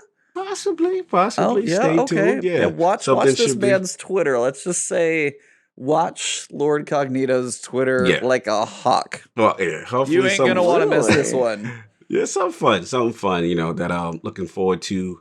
Hopefully should be releasing soon. And it was a lot of fun. So be on the lookout. I will be putting that out there soon. It was definitely a lot of fun. He knows what it is. But he's the only one. I gotta keep everyone in secrecy. But I gotta tell my man. But other than that, this week, again, check out Iron Lords podcast. It's been a fun run. We've had some good guests. We'll have another one. The great Paris Lilly will be joining us. So check that out. He finally was able to fit some time. We've been working it for like about a couple of months. There's some busy people hard to nail down sometimes. So absolutely. So yeah, that should be fun. We'll definitely try to stick a little Destiny in there, but it's going to be mostly about what's going on with the industry and stuff like that. And obviously, lordsgaming.net, really appreciate that. All the hard work that's been going on with that, the site, and people checking it out. And just for people, I want to shout out everyone that was show some love when I've been making a lot of podcast rounds lately. So a lot of people everywhere. who's been showing love and really supporting has been really cool. And I really appreciate. It's been very, very humbling to see. So yeah, you got that. And of course, that last word with my man, Ebontis, talking that talk. We had the amazing Travis in here. Always fun, man. You brought it today, brother. Like I was like, let him go. Just let him. Let him go. Open him up. Let him out on the road. Just you roam free out there, man. Yeah, McClunky. Too much. All exactly. day, every day. It was a pleasure as always, brother. A lot of fun. And E, what you got going on, man? What's going on with you, brother?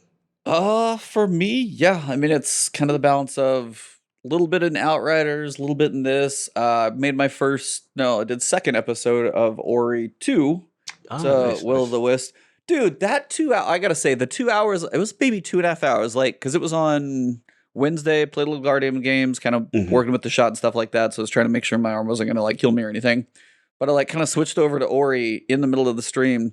About 3 hours, dude, I had to turn it off. Dude, I cried twice. Bro. Nice. I was like, dude. Love that game. Oh Again. man, that one hit me. Yeah. I was like, all right, twice. Feels. All right, okay, we're gonna get to a stopping point. I'm gonna shut this down because if it does this to me another time today, I'm out. So Yes. nah, Ori 1 was good. Ori 2 is just like hitting Oh. even better. I was just so no, that Shout out one's to- a blast. Depending on what I got going on this weekend, I might jump in for another episode of that. But that has been fun. And there's a lot of stuff just sitting out there just that I'm itching to try. I mean, you've got I think it's literally Nier dropping Replicant today. came out Nier today, Replicant came out today. So Returnal. I threw my name in the hat for a code. We'll see what happens. Nice. But like I haven't played Automata, but like Skill Up's review makes me want to play Nier Automata because like he's like this is the game you should play that you probably won't. And it's one of those where like you got to get about 10 hours and then it just like hits. And I think both of them are going to be that way. So yay, nay? I actually think that game's great. I think I reviewed it for some outlet, but I read one about Replicant that was like about 10 hours in. So I don't know about Automata. Oh, Replicant. Okay. Sorry. Yeah. I don't know Replicant. I haven't played it yet, but Nier Automata, like I liked the game for like the first playthrough, which was like 10, 15 hours. Yeah, like I want to understand like there's multiple playthroughs. So yeah, it's multiple routes, but you basically have to play through the game 4 different times. Yeah. And the second playthrough is just as long as the first, except for it's awful.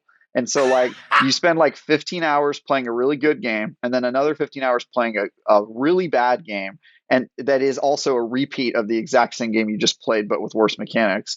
And then you play 2 smaller campaigns after that are each like 5 hours. But by that point, if you're like me, you just hate the game because you just had to play 15 hours of a game you didn't want to play. And so then everybody goes, oh, but after the first 2 playthroughs, it really takes off. And I'm like, dude, after the first playthroughs, I didn't want to play at all. So like I was just mad at the game by then. But the first 15 hours was like great, and I wish I would have stopped there. So that's my only suggestion. IGN needs to let you do video reviews in this format. I agree. I think you are hilarious. Like you video review just narrating your feelings about playthroughs has to be. So we got to speak to the higher ups. They got to get you on video uncut. McClunky uncut. Like McClunky uncut. How he feel? How he really feel? What? You want the hot takes? This man will give them to you with all the salt that comes with it. Somebody sent me in a DM a word cloud of my Twitter and my like most used words, and they were like all horrible like phrases like kill and stuff like that, and then right in the middle of the word cloud in the biggest font possible, clunky. Yes. I was like, that's it. I love it as a person. Yeah, that would be amazing. So yeah, it's like just as I said, Guardian Games had me for about a day and a half, and I'm kind of done. So it's just waiting to see how the season wraps up. Other than that, a mix of other things in between, and just having fun, hanging out with you guys on Twitch, and of course these episodes, these Fridays are always fantastic. Travis, I don't know, like my cheeks hurt after you're on. Like we're cracking up and laughing the whole time. So it's good times when you're on here. We have a blast. Thank you guys all, whether you are lurking, if you're new, drop the follows, go find Travis on Twitter. It's TieGuyTravis. Follow him. It's worth it. Definitely for the takes. LordCognito, Iron Lords Podcast, lordsofgaming.net. Follow all of these gentlemen. They are amazing. You guys are awesome. I'm going to send you guys over to Zoe, previous awesome lady who was on. She's running some GMs this morning. So send some love over to Zoe. You guys are fantastic. But for this episode, April 23rd, AM show with the 2 awesome gentlemen around the campfire, it has been the last word.